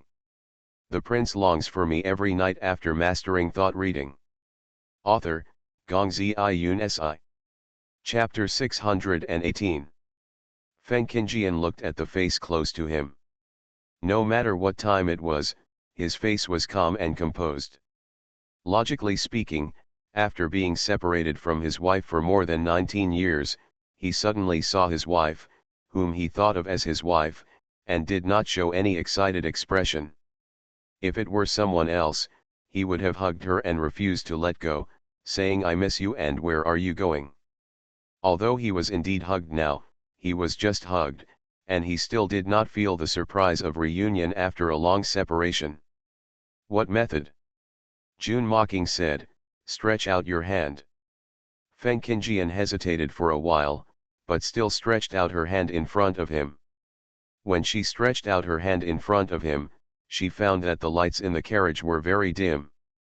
"The lights are so dim that I can't see anything." Before he finished speaking, June Mocking put his hand into his arms, and when he took it out, there was a shiny stone, which was brighter than the night pearl. June Mocking held the stone in her hand, and the originally dim carriage instantly became much brighter, and the lines on her hand could also be seen. He lowered his eyes and looked at Feng Qingjian's palm. Everyone's palm lines are different, just like fingerprints. When June Mocking saw Feng's palm, he just wanted to take a look, but later found that her palm lines were very strange. What was different from others was that there was an extra dark line on her palm lines. When I saw such palm lines back then, I was also very confused. Now looking at her palm lines again, there is still an extra line, but it is not a dark line, but a bright line now. Feng Qingjian came over curiously and looked at her palm, but she didn't see anything. She raised her head and looked at June Mocking, and found that the two were very close at this time, so close that she could see his thick eyelashes clearly, and the dark eyes were shining with a cold light. His high nose bridge and handsome facial features formed a very beautiful silhouette under the light. As expected, beauty is attractive. "What did you see?" June Mocking raised his head and looked at Feng Qingjian. "I have seen the lines on your palm before. After so many years, there is no change. Only a dark line has become a bright line. If I am not mistaken, it is related to your identity." "Really?" Feng Qingjian moved her hand in front of her and looked at it carefully with doubt. She did not know the lines on the palm, so she did not see what he said about dark lines and bright lines. June Mocking said again, "Everyone's palm lines are different. You are my wife." Feng Qingjian still did not believe it. People all look similar, let alone palm lines. "You don't understand this. Even twins have different palm lines." June Mocking hugged her in his arms again. After searching for 19 years, the joy of regaining what he lost has continued from the moment they met to now. Feng Qingjian was still looking down at the lines on her palm. She had never paid attention to the lines on her palm in her life. Suddenly, she was held in a warm embrace. She was startled at first, and then she struggled. June Mocking saw her struggling and felt helpless. Why do you get dumber when you get older? Feng Qingjian paused in her struggle. The biggest taboo for women is age. He not only said that she was old, but also called her stupid. She had lived for 38 years, and this was the first time she heard the words old and stupid from the same man. Yes, I'm old and I'm not interested in young grass. Let me go quickly. June Mocking paused after hearing this, but still let her go, watching her sit opposite him immediately, as if she was scared. When you get older, you not only become dumber, but also less courageous. Thinking of her past, she was very courageous, completely different from those daughters of wealthy families. Coming from the modern era, he originally scoffed at the various rules and etiquette of the ancient times, so he wanted to return to the modern era. Feng is different. She is not particular about details, and her behavior is bold and measured. Thinking that she doesn't want to believe that she is his wife, he simply changed the subject. What have you been doing all these years? Doing my job. As for what else I can't tell you. Feng Qingjian directly blocked him with one sentence to prevent him from asking again. June Mocking didn't continue to ask, but said, Xiaoju is very similar to you. Feng Qingjian said, I saw it, it is very similar, although I am also very surprised why it is so similar, but it doesn't mean that I am your wife. June Mocking shook his head lightly, no, I'm talking about personality, which is very similar to you. Feng Qingjian was stunned for a moment. June Mocking added, however, Xiaoju is also like me, and doesn't like to fight. Feng Qingjian. No one is so narcissistic. Just then, the carriage suddenly stopped. Feng Qingjian lifted the curtain and saw the familiar inn, then retracted her gaze and looked at June Mocking, I'm here. June Mocking, yeah. Feng Qingjian said again, then I'll get off. June Mocking's voice was still light, yeah. Feng Qingjian stood up and pushed open the door of the carriage to get out. She instantly felt that the air outside was sufficient, unlike the carriage, where the air always felt thin. She took a deep breath and jumped off the carriage neatly. Just as she was about to go in, she saw June Mocking coming out of the carriage from the corner of her eye. It was easier than breathing when he got off the carriage. He was wearing fluttering clothes and looked like an immortal. She automatically imagined how he looked when he used Qinggong. He must have been so elegant and effortless. It was just a gap in her imagination. June Mocking had already come to her, go in. Feng Qingjian came back to her senses and nodded, okay. There were many guests in the inn at this moment, and the two of them attracted a lot of attention as soon as they entered. Some were surprised, some sighed, but in short, they were all attracted by them. After Feng Qingjian went upstairs, she later realized that June Mocking had followed her up. She slowed down her pace and glanced at June Mocking, thinking that he wouldn't want to follow her into the guest room, right? When they arrived at the door of the guest room, they saw Qingrong running over. Master Qingrong secretly breathed a sigh of relief when she saw that Feng Qingjian was safe and sound. When she saw that the man behind her master was the man she saw in the tea house this afternoon, a flash of doubt flashed in her eyes. Feng Qingjian said, I'm fine. She looked back at June Mocking and said, nonsense, I'm already here. June Mocking, yeah. Feng Qingjian. She reached out to push the door open and went in. When she was about to close the door, she saw June Mocking standing at the door, staring at her with his cold eyes. She closed the door and said, go back. June Mocking, yeah. Feng Qingjian paused and closed the door, blocking those eyes. She was so reluctant to leave, as if she was in love. After a while, there was a knock on the door.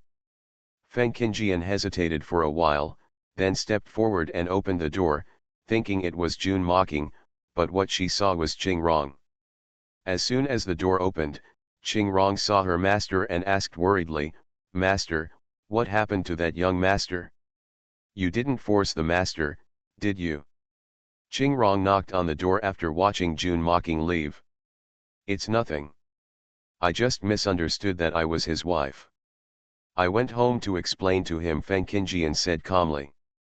After Qingrong knew that her master was fine, she couldn't help but suggest, however, Master, that young master is indeed very handsome.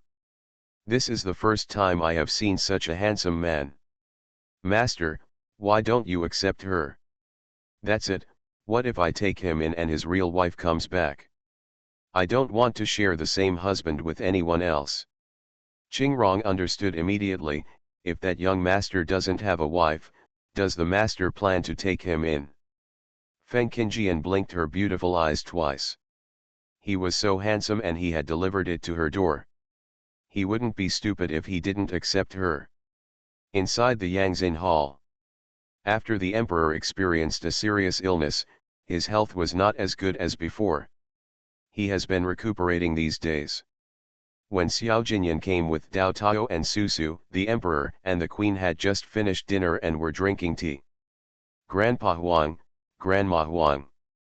Dao Tao and Susu shouted in unison and threw themselves into the arms of the emperor and empress.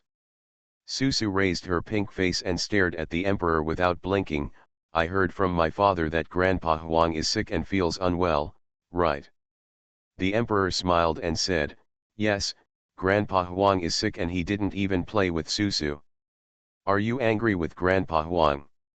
Susu shook her head. Mama said that when Grandpa Huang is sick, he will want to sleep and feel very uncomfortable. If he is not angry, I hope Grandpa Huang will get better soon. Susu said as she opened her satchel, took out her private snacks, and stuffed them all into the emperor's hand.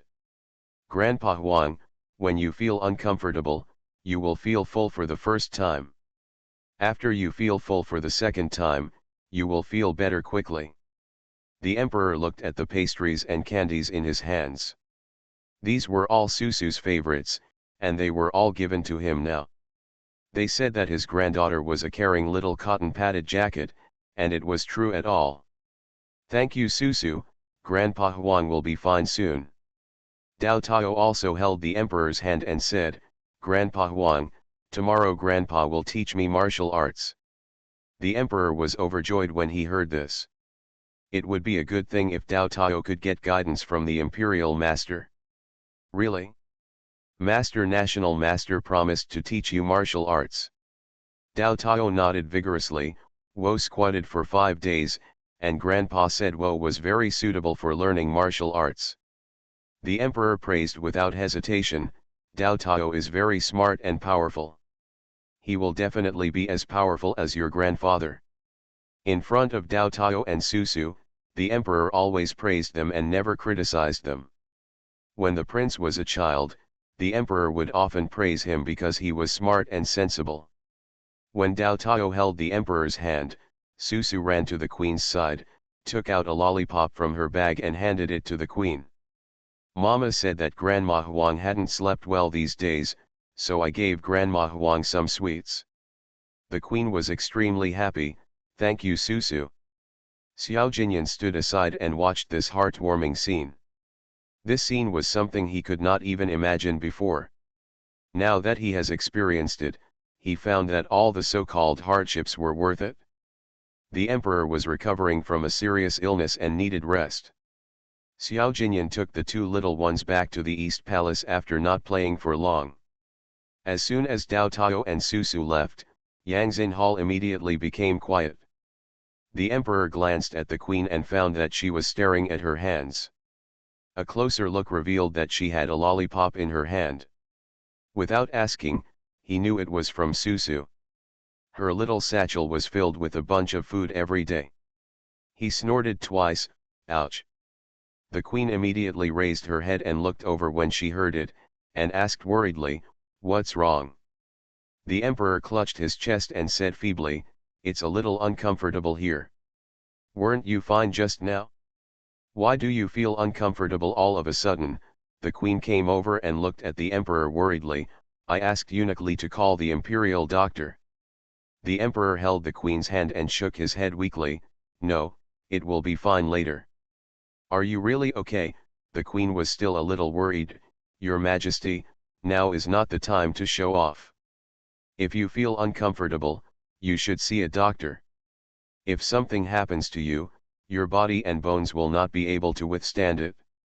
"Emperor, the queen is saying that he is not in good health."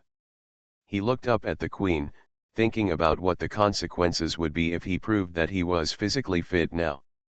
Then he thought about how the queen had been very gentle to him these days, and had never said a harsh word. If he was eager to prove whether he could do it or not and made the queen angry, it would be too much of a loss. The emperor thought about it and reached out to hold the queen's hand again. "The queen has worked hard to take care of me these days." The queen said gently, "As long as the emperor's illness gets better soon, how can I be tired?" The emperor listened to the queen's gentle voice and felt that something was missing. Looking at the queen's old face, which was still a familiar face, he felt a little relieved. In the dead of night, Feng Guiu lay in Xiao Jinyan's arms. At this time, she was a little drowsy because it was already very late when Xiao Jinyan finished his work. She whispered, "I look a lot like my mother." Xiao Jinyan asked knowingly, "Are you happy?" "Of course I'm happy. I always thought I didn't have a mother, and my father never told me. In fact, when I saw others with mothers, I also wanted to have a mother, but my father is so handsome and dotes on me, so I'm not so envious." Feng Guiu paused here and continued, "Now I'm also a mother, and I can understand my mother better when I see her." Xiao Jinyan whispered in her ear, "Should we celebrate?" Feng Guiu's eyes lit up when she heard it. "Let's have barbecue." Xiao Jinyan chuckled, "Let's eat your husband, okay?" Feng Guiu raised her head and stared at Xiao Jinyan, thinking whether to eat or not.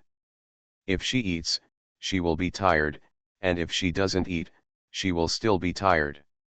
Xiao Jinyan is also happy for her. Who doesn't want their parents to be by their side? Feng Guiu suddenly asked, "Jinyan, do you think my father will come back tonight?" I don't know either. How could Xiao Jinyan care whether his father-in-law came back at this time? He has been busy for several days and has not had a good time with his wife. Tonight is a beautiful night, and he must not let her down. Feng Guiu was distracted at first and wondered if her father would stay with her mother tonight. After all, her mother had lost her memory. What if she ran away? Later, she had no time to care about it, because Xiao Jinyan knew her sensitive points too well and quickly let her fall into his love net. At this time in the inn, Feng Qingjian was lying on the bed after taking a bath. What she experienced today still made her feel a little unreal. She touched her chin and thought about what Jun Mocking said today. It seemed that it was not just because of her face that he thought she was his wife. He also said that many women disguised themselves as her, but he saw through them at a glance. Yes, handsome and powerful men, which woman doesn't like? Don't admire? At this time, Jun Mocking was sitting on the roof of the inn, holding a teacup in his hand and drinking tea slowly. Double monthly tickets, please support with monthly tickets. If there are more, I will add more. Good night, babies. The prince longs for me every night after mastering thought reading. Author, Gongzi Yun Si. Chapter 619. Feng Qingjian lay in bed tossing and turning, unable to sleep. Thinking of Jun Mocking's unfathomable martial arts and lightness skills, he now insisted that she was his wife. What if he pestered her and refused to let go? She suddenly sat up. Why not take advantage of the night and leave first to avoid trouble in the future? After making the decision, Feng Qingjian lifted the quilt and began to put on clothes. Qingrong, get up. Qingrong slept in the outer room. She was also a martial artist. She woke up when Feng Qingjian got up. When she heard the master's voice, she immediately got up from the bed and started to put on clothes. "Master, what are you going to do so late?" Feng Qingjian said without raising her head, "Let's leave here first." Qingrong didn't ask any more questions after hearing this. After getting dressed, she began to pack her luggage. It wasn't long since she arrived in the capital, so there weren't many gifts, so she packed up quickly. Qingrong saluted on his back and looked up at Feng Qingjian. "Master, pack up." Feng Qingjian nodded. "Let's go now." After going downstairs to settle the bill, Feng Qingjian walked out of the inn and looked at the street. It was already past midnight and there were not many people on the street. She continued to move forward when she found no suspicious people. Jun Mocking held a teacup in his hand and looked down at the two people who walked out of the inn. His eyes fell on the woman in front of him. She was still wearing a narrow-sleeved tight-fitting outfit with red and black matching colors, unlike before when she always liked to wear red. He put down the teacup and calmly jumped down from the roof, light and elegant. "Master, where are we going now?" Qingrong asked as he walked. "Let's stay at another inn." As soon as Feng Qingjian finished speaking, a plain figure fell from the sky. The man had a slender figure and his eyebrows were like paintings. He seemed to be a person who walked out of a painting, so handsome that it made people feel a little unreal. "Why are you here?" Jun Mocking walked slowly in front of her and said faintly, "I've been here all the time." Feng Qingjian was petrified on the spot. It turned out that Jun Mocking had been guarding the inn all the time. How did he know that she wanted to run away in the middle of the night? She smiled awkwardly. "I just couldn't sleep, so I came out for a walk." I didn't even believe what she said, and Jun Mocking probably wouldn't believe it either. Jun Mocking said, "It's late at night and the dew is heavy, it's easy to catch a cold." Feng Qingjian was stunned for a moment. Why was this answer different from what she thought? "What about you? You've been squatting on the roof, aren't you afraid of catching a cold?" Jun Mocking, "No." Feng Qingjian. Finally, Feng Qingjian still went back to the inn obediently. When passing by the counter, the shopkeeper couldn't help asking, "Sir, why are you back again?" Yeah, Feng Qingjian nodded awkwardly and turned to go upstairs. Jun Mocking also went upstairs. Qingrong walked to the counter helplessly to renew the room. When she arrived at the door of the guest room, Feng Qingjian pushed open the door of the guest room. Because she had just checked out, no one came to clean up. She looked at Jun Mocking standing at the door, with no intention of leaving. "Are you going to continue squatting on the roof?" Jun Mocking said, "If you let me in, I don't mind." Feng Qingjian. Is he afraid that I will run away? It's late at night and the dew is heavy, you should go back. After Feng Qingjian said that, she closed the door and sighed helplessly. She was afraid that she could not leave tonight. If Jun Mocking stayed at the inn, it would be difficult for her to leave after she finished her business. At 4 o'clock in the morning, Feng Qingjian opened her eyes and looked up at the window. He won't really squat on the roof all the time, right? After thinking about it, Feng Qingjian got up from the bed, picked up the cloak and put it on her body, pushed open the window, took a breath and jumped out of the window, and jumped up with her toes on the wall.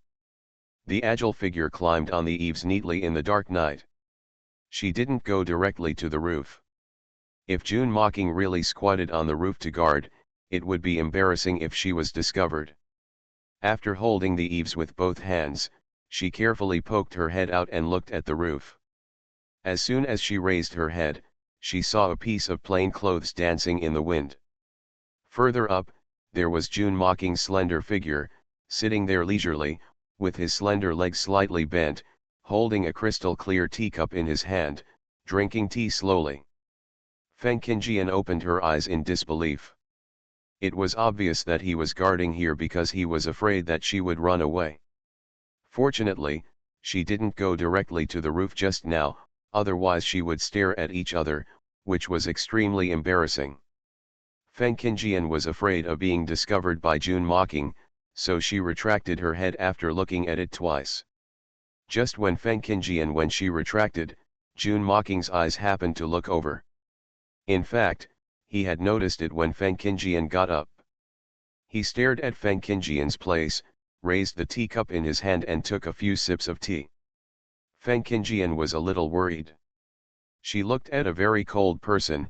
Why was he so persistent? It became so difficult to leave quietly. After thinking for a while, she quietly poked out her dark head again, revealing a pair of eyes brighter than the stars, staring at the blue and white figure. Although she didn't stay for long when she entered the palace today, she knew during a meal that Jun Mocking only had a wife, not even a concubine. His wife has been missing until now, and he has not remarried or taken a concubine, which means he has been alone in an empty room for more than 20 years. There are not many handsome and powerful men who are so loyal. Feng Qingjian sighed. She didn't catch up with the good man.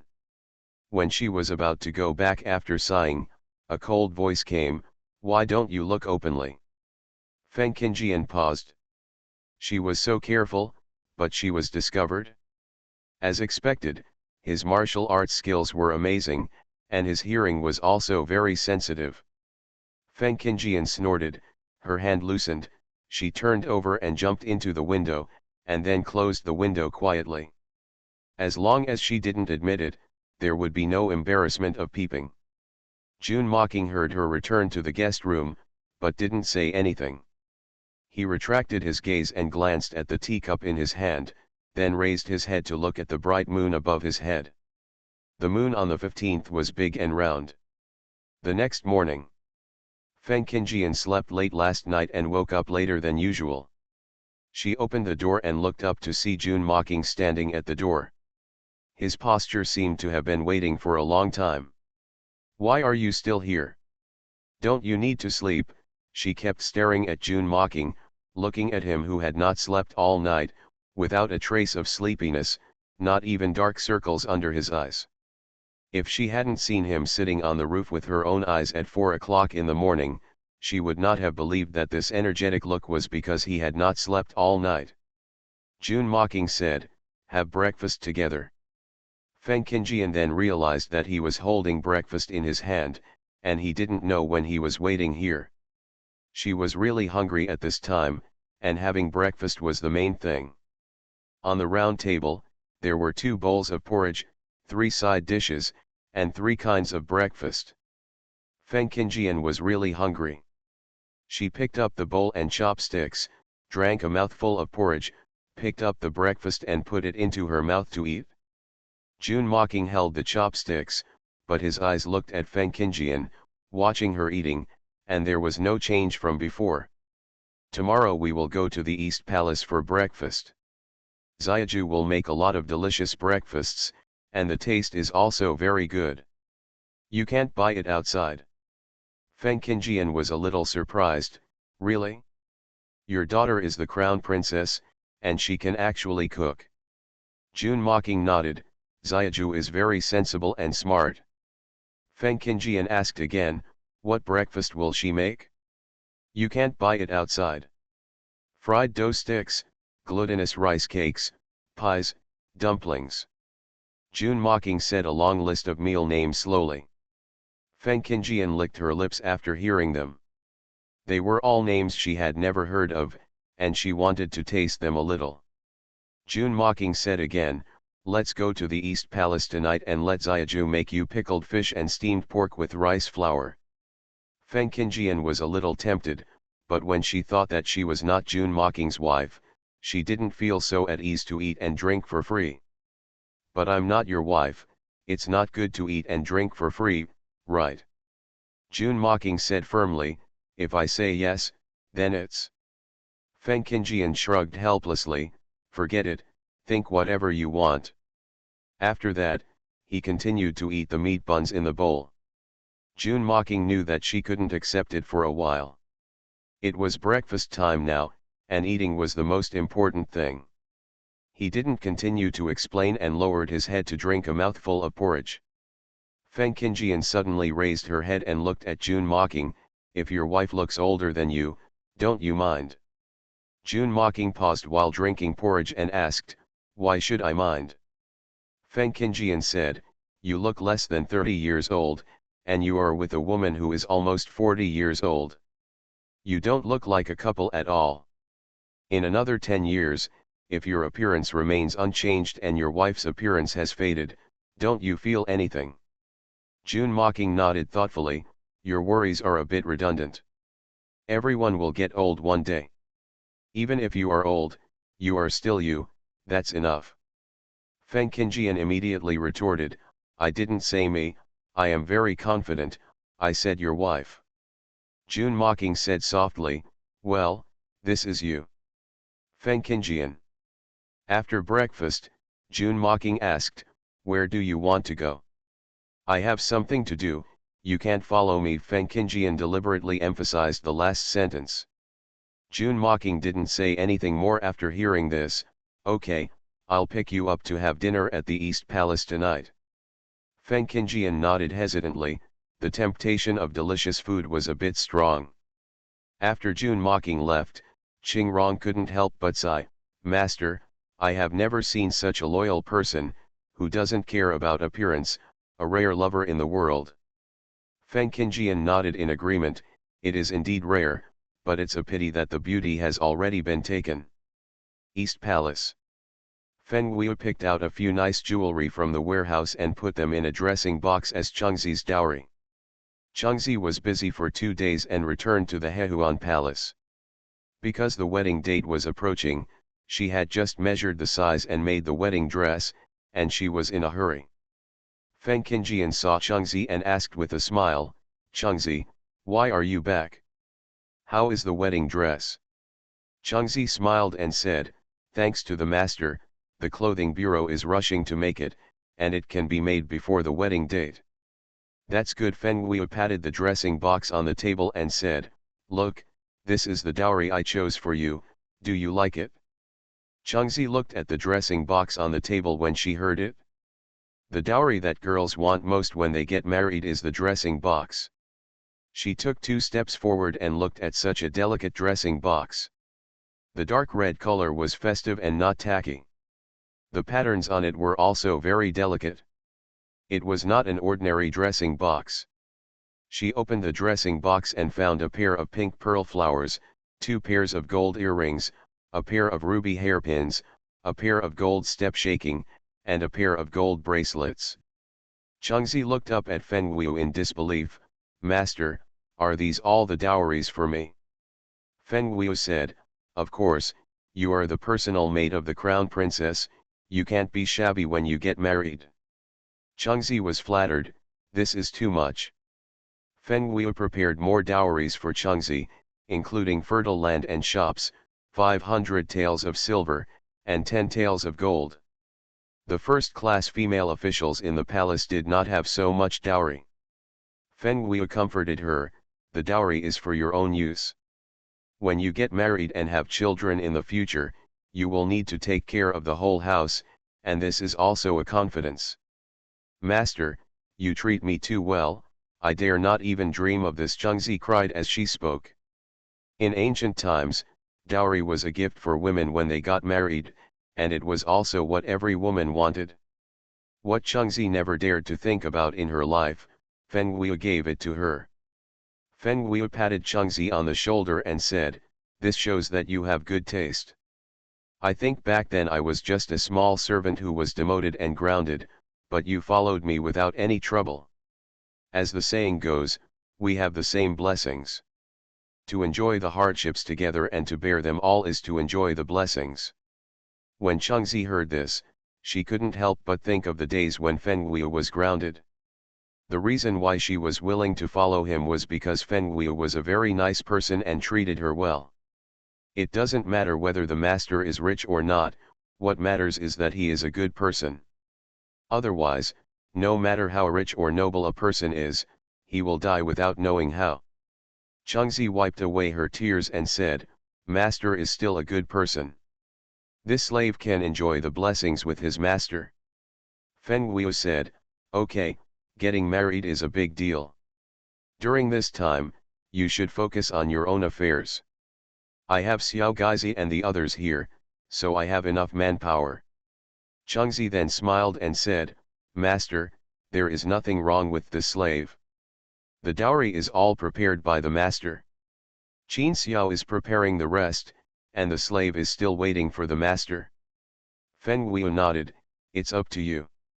At this time, Dao Tao ran over, grabbed Feng Wu's hand, and asked, concubine, where has grandpa gone?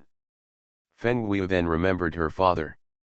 Xiao Jinyan had been tossing him until midnight last night, and she slept until midnight before waking up. Isn't grandpa in the East Palace? Dao Tao shook her head, I've looked for Wo, but I didn't see it. Grandpa promised Wo that he would teach Wo martial arts today. Feng Wu thought for a while, and most likely his father did not come back because he was guarding his mother last night. Don't worry Dao Tao, grandpa will do what he promised Dao Tao. Your grandpa should be at grandma's place and he will be back soon. Dao Tao nodded sensibly, we'll wait for grandpa over there.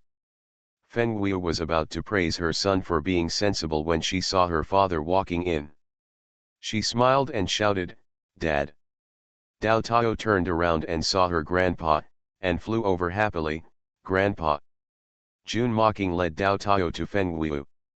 Feng Wu glanced behind Jun Mocking a few times, but did not see Feng Qinjian, so she asked doubtfully, Dad, where is mother? Jun Mocking said, she has something to do. I will pick her up here for dinner. Feng Wu's eyebrows curled up happily when he heard this, okay, my mother came unexpectedly last night, and I didn't even make good preparations. I want to show off my cooking skills tonight and let my mother have a taste of my cooking skills. Jun Mocking said, your mother's taste is roughly the same as yours. You can prepare pickled fish and steamed pork with rice flour. Pickled fish and steamed pork with rice flour are Feng Wu's favorites and the best. No problem, Dad, don't worry. Feng Wu then asked, Dad, aren't you afraid that your mother will run away during the day? Good night Spicy. Please support with monthly votes and recommendation votes. You are listening to Novels at Bless Up channel. Wish you happiness and luck. Please subscribe to receive new novels. How do you feel about this novel? Please like and leave a comment. The prince longs for me every night after mastering thought reading. Author, Gongzi Iyun Si. Chapter 620. Jun Mocking said, if she runs away, we'll look for her later. He really wanted to follow her all the time, afraid that she would run away as soon as he turned around. But, if he followed her all the time, she would be unhappy. But she likes to eat, so she shouldn't run away. Feng Wu stepped forward and took Jun Mocking's wrist, comforting him, Dad, when mother recovers her memory, she will remember you and won't think of leaving. Jun Mocking naturally understood that if she didn't recover her memory, with Feng's temperament, she would definitely want to leave all the time. Dao Tao looked up at Jun Mocking, her neck was sore, Grandpa, teach me martial arts. Jun Mocking retracted his thoughts and looked at Dao Tao with his eyes down, okay. Dao Tao heard that she could learn martial arts, and happily pulled Jun Mocking to the open space. Feng Wu looked at the tall figure of his father.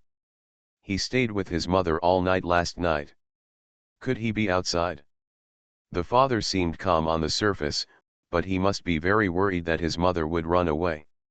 It's not easy to meet her, but it will be hard to find her if she runs away. The sun is setting. Feng Qinjian came back from outside and saw a carriage parked at the door of the inn. She looked at it for a while and saw the lantern hanging on the carriage, so she wanted to recognize that it was Jun Mocking's carriage.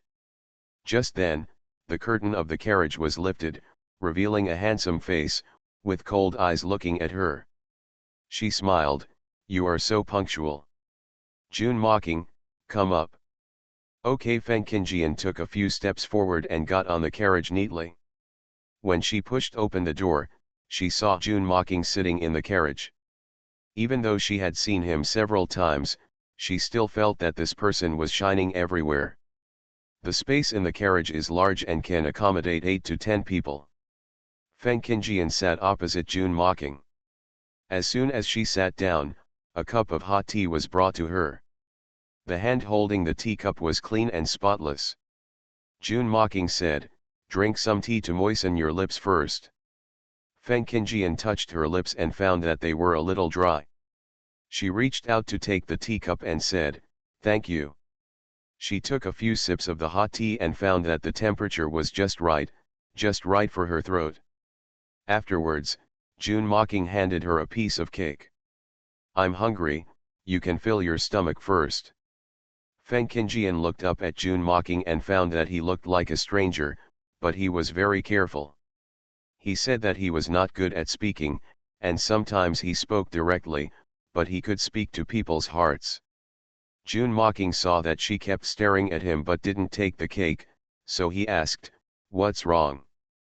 Feng Qingjian shook her head, took the cake from his hand, handed it to her mouth and took a bite, and found that the cake was delicious. What's the name of your pastry? It's delicious. June mocking, Desu. Desu. Feng Qingjian took a bite and found something wrong. Desu, isn't that the nickname of Dao Tao and Susu? June mocking nodded, yes, Xiaju gave it to me. It's good, it's easy to pronounce and sounds good. Feng Qingjian took another bite of Desu, which was crispy and sweet, and tasted better than the previous Desu. June mocking said, Xiaju is very smart. Feng Qingjian ate the Desu and looked up at June mocking. Seeing that he was staring at her, she was stunned for a moment, then retracted her gaze and continued to eat the Desu. Dao Tao and Susu had been waiting at the door of the Hehuan Hall. When they saw the carriage, the two little guys immediately went to meet it. Feng Qingjian got off the carriage and saw Dao Tao and Susu running over, shouting in a baby voice, Grandma, Grandma. The two little guys were very enthusiastic and cute, and Feng Qingjian liked them too. Feng Wu followed the two little guys. When she saw Feng Qingjian, she was not as nervous as the first time. She walked over and thought about it before throwing herself into Feng Qingjian's arms. The sudden hug made Feng Qingjian stunned for a moment. She looked at Feng Wu in her arms. If it was usual, she would naturally not be so close to others. She didn't push away, probably because she heard June mocking talk about Xiaju. Her mother was not around since she was a child, and she had always been with June mocking. Now there is a woman who looks very similar to her mother in front of her, and June mocking treats her as a daughter-in-law. It's no wonder that Xiaju is excited. However, this excitement took a long time to slow down. Feng Wu was so excited that she wanted to cry, and her eyes were a little sore, but there were no tears. She raised her head and saw her father standing behind her mother and looking at them. No wonder she couldn't cry, it turned out to be because of her father. Feng Wu let go of Feng Qingjian and said with a smile, Mother, Dad said that your taste is similar to mine, so most of the food I cook today is what I like. Mother, try it later. If you like it, I will cook it for you often in the future. Feng Qingjian felt that she needed to make one thing clear, you are so enthusiastic. What if you find out one day that I am not your mother or your father's wife, will it be embarrassing? Feng Wu said, I believe Dad. Dad said you are my mother, then it is. Feng Qingjian looked up at June mocking. His eyes were more beautiful than the phoenix eyes. His eyes were clear but very bright. What if I was wrong? No, Mother doesn't know. I also lost my memory at the beginning. They all said that I was Feng Wu, but I didn't think I was, because... Feng Wu leaned close to Feng Qingjian's ear and said, because I came from the modern era, I firmly believe that I am not Feng Wu, but my father is very powerful. He knew that I was his daughter the first time he saw me. Feng Qingjian was shocked for a long time after hearing this. In fact, she didn't understand what she meant. However, she found a very important problem. Isn't your last name June? Feng Wu was stunned for a moment when he heard this. He had discussed this issue with Xiao Jinyan before, but after finally recognizing his father, he stopped paying attention to this issue. She raised her head and looked at her father, Dad, why isn't my last name June? June mocking explained, follow your mother's surname. Feng Wei was not surprised to learn the answer, because in modern times there are people who take their mother's surname, but they are rare. Because of the traditional concept, children all take their father's surname. Feng Qingjian looked at June mocking again. She didn't expect that he would let his daughter take her mother's surname, let alone that his surname would be the same as hers. What a coincidence, my surname is also Feng. Feng Wei's eyebrows curved happily. I take my mother's surname, and of course my mother's surname is Feng, which means you are my mother. Feng Qingjian thought this was just a coincidence. If she had lost her memory, she would still doubt it, but her memories were intact. There was no such a beautiful and powerful husband, let alone such a lovely daughter. June mocking knew that Feng Qingjian didn't believe it, so he was not in a hurry to make her believe it immediately. He said, "Go in and have dinner first." Feng Wei took her mother's hand and said, "It's cold and the food won't taste good when it's cold. Let's eat first and then continue chatting after we finish the meal." Feng Qingjian was hungry right now, and having a full stomach was the most important thing. At the dining table, Feng Qingjian glanced at the food in front of her. It was obviously different from last night. Most of the dishes were new to her. They were full of color, flavor, and taste, which made her very appetizing. She held her chopsticks and didn't know which dish would be better to eat first. The food cooked by Feng Wei is more to her own taste. She likes spicy food, so many dishes are spicy. However, Xiao Jinyan doesn't eat spicy food, so there are a few dishes that Xiao Jinyan likes to eat. She can't forget her husband when she has a mother. June mocking picked up the chopsticks, put a piece of pickled fish into her bowl. Try the pickled fish. Feng Qing heard the name of pickled fish for the first time, looked at the piece of fish, picked it up with curiosity and put it in her mouth to take a bite. Feng Wei looked over with expectation in his eyes. After Feng Qingjian finished eating, she found that it was so delicious that she stretched out her chopsticks and took another piece into her mouth. When Feng Wei saw her mother's behavior, she knew without asking that she liked to eat it. At this time, there was an extra piece of pickled fish in the bowl. She raised her head and Xiao Jinyan only heard him say, "I'll pick it up for you." Feng Wei smiled and felt that Xiao Jinyan must have misunderstood. She was not jealous.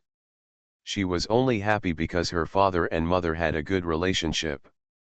June mocking put the steamed pork into the bowl in front of Feng Qingjian. "Try the steamed pork." Yeah, Feng Qingjian didn't hesitate. She clenched her chopsticks and picked up the steamed pork in the bowl and took a bite. It was very fragrant. The pork belly was fat but not greasy, and the lean meat didn't stick to the teeth. She boasted without hesitation, "The steamed pork is also delicious." Feng Wei said happily, "If mother likes to eat, eat more." June mocking put some vegetables into Feng Qingjian's bowl. "Try the hot and sour potato shreds again." Feng Qingjian looked at the shredded potatoes, picked them up and put them into her mouth to eat. They were crisp and refreshing, a little spicy, with the sour taste of vinegar. No wonder they were called hot and sour shredded potatoes, and they tasted good. June mocking picked up all the dishes. Feng Qingjian was responsible for following behind and found that every dish was delicious. As a result, she was full tonight. Even though she was full, she still wanted to eat more. Feng Qingjian rubbed her belly and turned to look at Feng Wei, feeling extremely cordial. With such good cooking skills, if her daughter was so good, she would come here to eat and drink every day. Deciding to have a meal today was the wisest decision. June mocking also said that if you stay overnight tonight, you can have delicious meals tomorrow. June mocking took a sip of tea and looked at Feng Qingjian. "Let's go." Feng Qingjian didn't react for a moment. Was he going to send her back to the inn? Didn't I say that if I stay overnight, I can have delicious meals? Where to go? June mocking glanced at her bulging belly and said, "Xieshi." Feng Qingjian followed his gaze and looked at her belly. It was bulging, like a belly that was 3 months pregnant. Thinking of the way she was eating just now, she looked like someone who had never seen the world. She kept her head down while eating. Good. June mocking led Feng Qingjian out of the restaurant. Feng Guiu looked at the backs of her parents leaving. Her mother would be able to regain her memory tomorrow, and she really looked forward to what her mother would be like after she regained her memory. Just when Feng Guiu was thinking about her mother regaining her memory, Xiao Jinyan's extremely pleasant voice came to her ears. Xiaju, I'm going to the study. Try to get back to your room early tonight. She raised her head to look at Xiao Jinyan and saw the expectant look in his eyes. While his father was recovering from illness, Xiao Jinyan was very busy, reviewing memorials and managing state affairs. I'm so busy now, and I still want to eat her. Men always needed a few days a month. After dinner, the two little guys rested under the waiters of the palace maid. Feng Guiu also returned to the room, and after taking a shower, she got into bed. Half asleep and half awake, she felt a big stove leaning against her. She was already afraid of the cold, and her body would lean against the stove involuntarily. Xiao Jinyan looked at the person in his arms and called her out warmly, Xiaju. Once Feng Guiu fell asleep, it was not easy to be woken up. In the end, she was kissed awake by Xiao Jinyan. When she opened her eyes and saw Xiao Jinyan's handsome face, she rubbed her eyes. Came back. Well, Xiao Jinyan took out a piece of jade and placed it in her hand. Look at this. Feng Guiu opened her eyes and stared at the jade in her hand for a while. She recognized it at a glance as the jade that Xiao Jinyan had hidden in the secret compartment and that she had personally given to Xiao Jinyan. The matchstick-like figures above are Xiao Jinyan and her. The reason why she used modern painting style is that she has a modern father.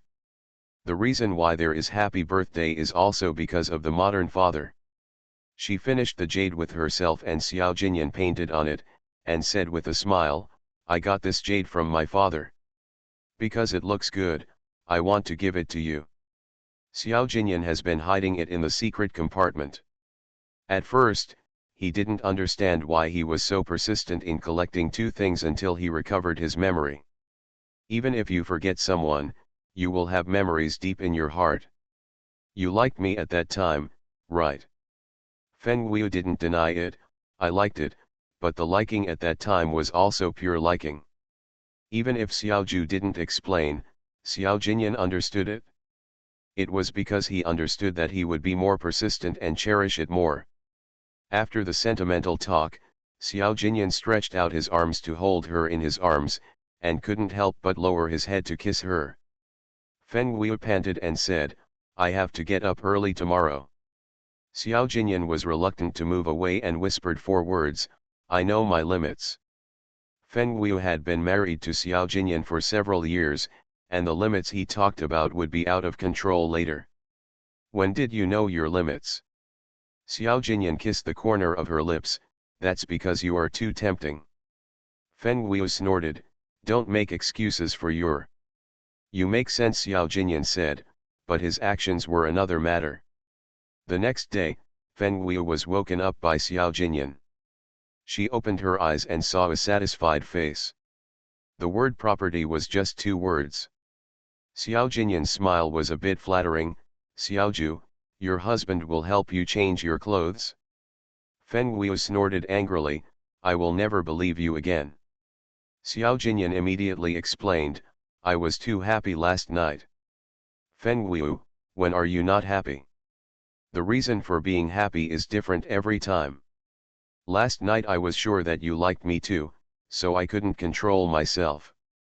Feng Guiu got up early because she wanted to cook the meal herself. It took an hour and a half to make 10 kinds of snacks, and Changzi helped. On the dining table. After the meal was set, the 2 little guys sat down first. June mocking led Feng Qingjian in. Before he came in, he smelled the fragrance. Feng Qingjian came over and glanced at the various meals on the dining table. She was almost drooling. They were almost all meals she had never seen before. June mocking reminded, sit down and eat first. After breakfast, I will help you recover your memory. Feng Qingjian didn't expect to recover her memory at first, because she knew she didn't. But now, she hopes that she really lost her memory. Good night. Please support with monthly tickets and recommendation tickets. The prince longs for me every night after mastering thought reading. Author, Gongzi Yun Si. Chapter 622. Susu picked up a hot meat bun and looked at Dabai behind him. Hoo, bacon. Dabai's sturdy body was lying on the ground. Every time he had a meal, he would look forward to Susu feeding him. When he heard Susu calling him, he immediately raised his huge head and opened his mouth wide waiting for Susu to feed him. Feng Qingjian was eating crystal dumplings when she saw a huge white tiger head, opening its mouth wide, revealing sharp fangs, as if it wanted to eat people. Just when she wanted to make a move, she found that June Mocking and the others who were sitting there were indifferent, as if they were used to it. Then, she saw Susu throwing a meat bun into the white tiger's mouth, and the white tiger immediately closed its mouth and ate it with relish. Seeing that she didn't move her chopsticks, June Mocking asked, "What's wrong?" Feng Qingjian turned her head to look at June Mocking, pointing at the white tiger and asked in confusion, "This white tiger, did you raise it?" June Mocking looked at the white tiger. "No, Xiaju brought it back to Susu as a pet." "Susu is so young, and you keep the white tiger as a pet." Feng Qingjian looked at Susu again and saw that she picked up another meat bun and threw it into the white tiger's mouth, and the white tiger cooperated very well and didn't make any sound. Feng Wu explained while eating the crystal bun, "The white tiger was more than a month old when I brought it back, and Susu was only 3 months old at that time. They grew up together." Feng Qingjian was surprised and a little confused at the same time. "You are so brave. Susu is only 3 months old, and you dare to give her a 1-month-old tiger to play with. Aren't you afraid that the white tiger will hurt Susu?" "Don't worry, mother, the white tiger is spiritual and will not hurt the owner." Feng Wu is very sure about this. Not all wild animals are given to Susu as pets. Feng Qingjian suddenly realized, so that's why it looks so tame. When she came last night, she didn't notice such a big white tiger, nor did she feel the breath of the beast. June Mocking said, "You haven't seen that Xiaju raised a tiger-lion beast when he was a child, which is much more ferocious than a white tiger."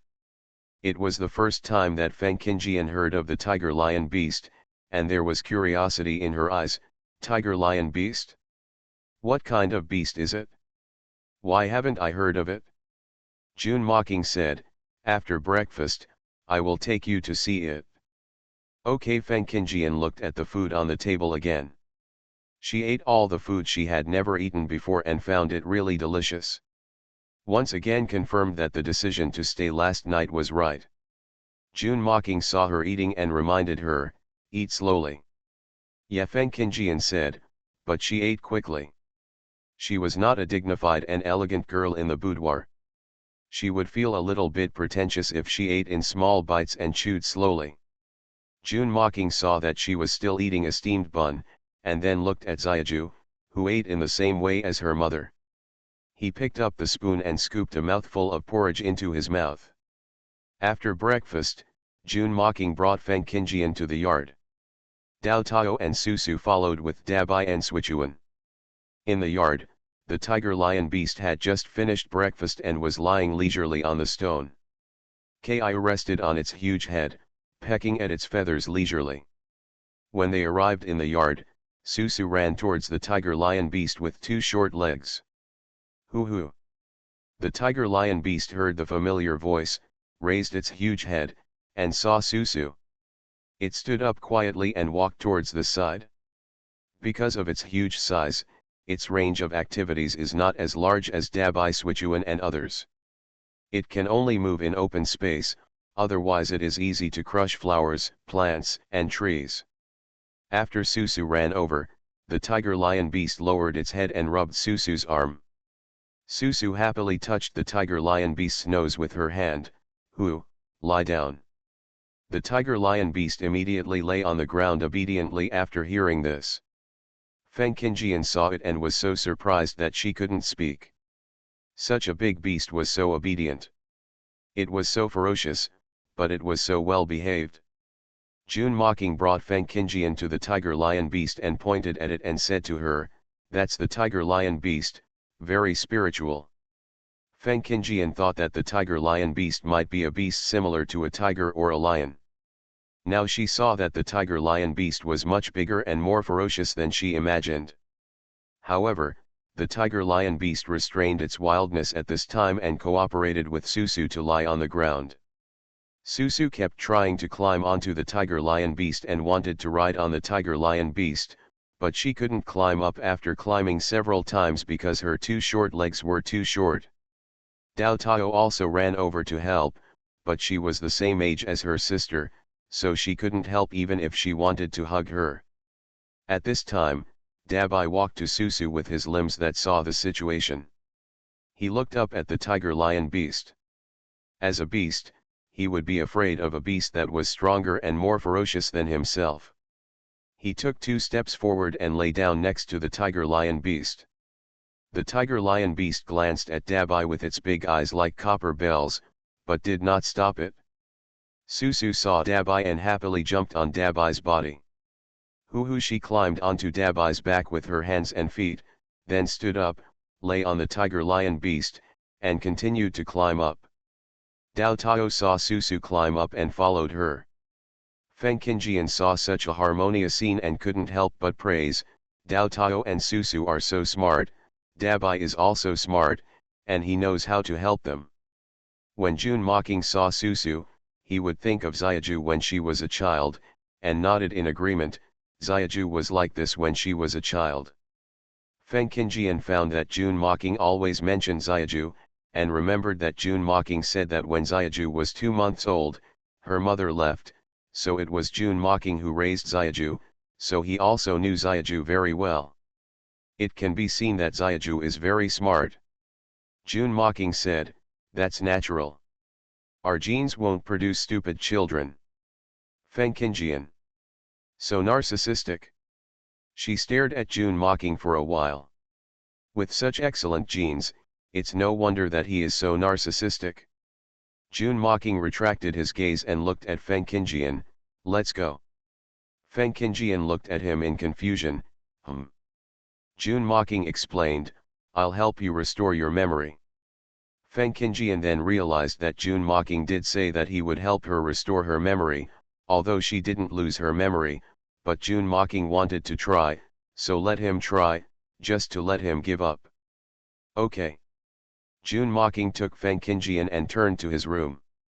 The room was not far away, and they arrived after walking for a while. He opened the door and walked in first. Feng Qingjian followed in and smelled the faint fragrance of bamboo leaves as soon as she came in. It smelled very good. Shuehui brought 2 cups of hot tea and placed them on the table, then left and closed the door before leaving. Feng Wu saw Feng Qingjian followed June Mocking into the room. She stepped forward to stop Shuehui. "Have my father and mother started?" Feng Wu has experienced it 3 times, and she has 100% confidence in her father's skills. But now she is looking forward to her mother's memory after she recovers. Shuehui shook his head, "I don't know." Feng Wu pouted, "Didn't you come out of the room? How can you not know?" Shuehui said, "I will come out after serving tea." Okay. Feng Wu glanced at June Mocking's guest room. Although she had experienced it, she was dizzy at the time and didn't know anything. Shuehui asked, "Do you need refreshments?" Feng Wu thought about it. It takes a long time to recover memory. She knew it when she waited for Xiao Jinyan last time. "You watch and prepare." Okay. Shuehui turned and retreated. When he appeared again, he had 2 more plates of snacks and a cup of tea in his hands, and he also brought a chair. Feng Wu sat on the chair, eating cakes and drinking tea, and then waiting for his father and mother to come out. Xiao Jinyan couldn't accompany Xiaju because of his busy work, otherwise he would definitely wait with her at this time. In the house, incense was lit, and the faint fragrance filled the whole house, making people relax. Feng Qingjian sat on the couch and looked at June Mocking coming over. She asked, "Has it started?" June Mocking sat down on the couch and handed the teacup to her. "Drink some tea first." Feng Qingjian saw that he was not anxious, but she became anxious. She took the teacup in his hand, handed it to her lips and took 2 sips of tea. The tea fragrance was overflowing, and the aftertaste was sweet. Good tea. She turned her head to look at June Mocking and saw that he was holding the teacup and drinking tea slowly. He clearly remembered that she had recovered her memory, but he was not in a hurry now. I don't know what she is thinking, and I don't ask. Anyway, her cooperation is just to make him give up. After thinking it through, she also began to drink tea slowly. After Feng Guiyu finished eating 2 plates of cakes, she saw that there was no movement behind the closed door, so she was not in a hurry, because Xiao Jinyan had just started. Shui Hui brought another cup of new tea and 2 cakes in front of Feng Guiyu, and then quietly withdrew with the empty plates and teacups. Feng Guiyu was not surprised when she looked down and saw the 2 plates of cakes. She knew that Shui Hui made them without asking. While waiting, she suddenly thought of her eldest brother Jun Wuxian. Her mother had been found, but she didn't see her eldest brother coming to the palace to visit. Did her father forget to inform her eldest brother? She called out, "Shui Hui." As soon as the voice fell, Shui Hui quickly appeared in front of Feng Guiyu. Feng Guiyu ordered, "Go and inform my eldest brother, tell him that my mother has been found." "I'll go right away." After receiving the order, Shui Hui quickly left the palace. Feng Guiyu took the teacup and took 2 sips of tea. She found that she hadn't seen her third brother for a few days. She didn't know what he was busy with recently. He always disappeared suddenly. He had an appointment, but he disappeared in the afternoon. If she didn't know that he was very good at martial arts, she would worry that he was kidnapped because he was too beautiful. In fact, she was really angry about what Yesuhan did to Xiao Jinyan, but the incident was caused by her, and Yesuhan was like her own brother. He was seriously injured twice to save her, and he almost lost his life twice. Maybe it was because of some guilt. Children speak without restraint. When they were young, they didn't understand anything. Because of a few bites of food, she promised him to be his crown princess, which made him miss it for so many years. After she disappeared, Yesuhan even abandoned the prince, just to find her. Feng Guiyu thought about it and fell asleep on the chair. Maybe she remembered the childhood of her and Yesuhan. She dreamed that Yesuhan climbed up the tree to pick fruit for her, but he fell down from the tree because it was slippery and broke his leg. When she was 5 years old, she wanted to eat cakes outside. Yesuhan took her out of the palace without saying a word, but was targeted by bad guys. That time, Yesuhan was almost beaten to death. In a trance, she dreamed of Wu Tan again. He had the same face as Yesuhan, but their personalities were very different. Wu Tan spit out blood, and his indifferent eyes stared at her without blinking. "Xiaju, wake up." Feng Guiyu heard someone calling her. She tried her best to open her eyes, and saw a familiar handsome face, with sparkling phoenix eyes looking at her worriedly. "Jinyan." Xiao Jinyan asked worriedly, "Why are you crying even though you fell asleep?" Feng Guiyu raised her hand and wiped it, and found that her cheeks were full of tear marks. It turned out that she cried in her dream. Xiao Jinyan was even more worried when she didn't speak. He held her hand and asked again, "Did you have a nightmare?" Feng Guiyu nodded, "I dreamed about my childhood, and I dreamed that Wu Tan died." Xiao Jinyan was stunned when he heard it. Feng Guiyu then said, "I know that dreams are fake, but I wonder why I dreamed of Wu Tan? I don't know if he has returned to Daxia." Xiao Jinyan didn't know how to answer for a while. Xiaoju didn't know that Yesuhan was Wu Tan, but he knew. It's just that he didn't know how to tell Xiaoju, and Yesuhan didn't admit that he was Wu Tan. And after Yesuhan came to Daxia, his whereabouts were uncertain and he disappeared frequently, and no one knew why. Usually, when she had a nightmare, Xiao Jinyan would comfort her that the dream was fake, but now he didn't speak. Your Highness, why don't you speak? Xiao Jinyan comforted, you also know that dreams are fake, so don't think too much. As for Wu Tan, he is an adult, don't worry about him. Feng Wu nodded, but when he thought of that dream, his heart was still restless. Seeing that she was still thinking about what happened in the nightmare, Xiao Jinyan glanced at the closed door and asked, how long has my mother-in-law been in there?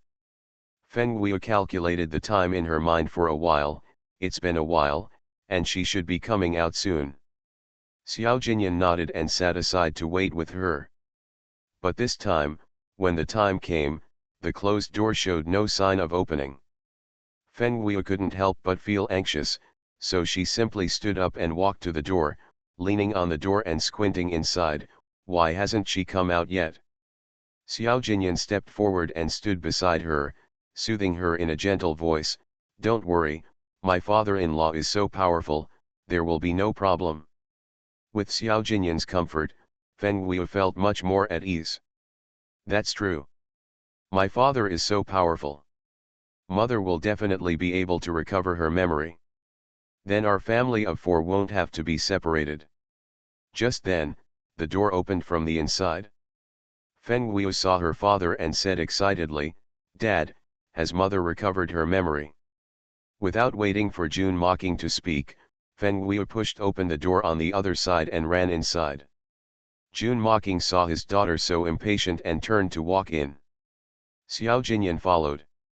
In the room, the incense was half burned. When Feng Wu came in, she saw Feng Qingjian sitting on the couch. Thinking of the last time she recovered her memory, she lay on the bed for a long time without reacting. She rested for a while before she reacted. She ran over happily, Mother, how do you feel? Good night. Please support with monthly tickets and recommendation tickets.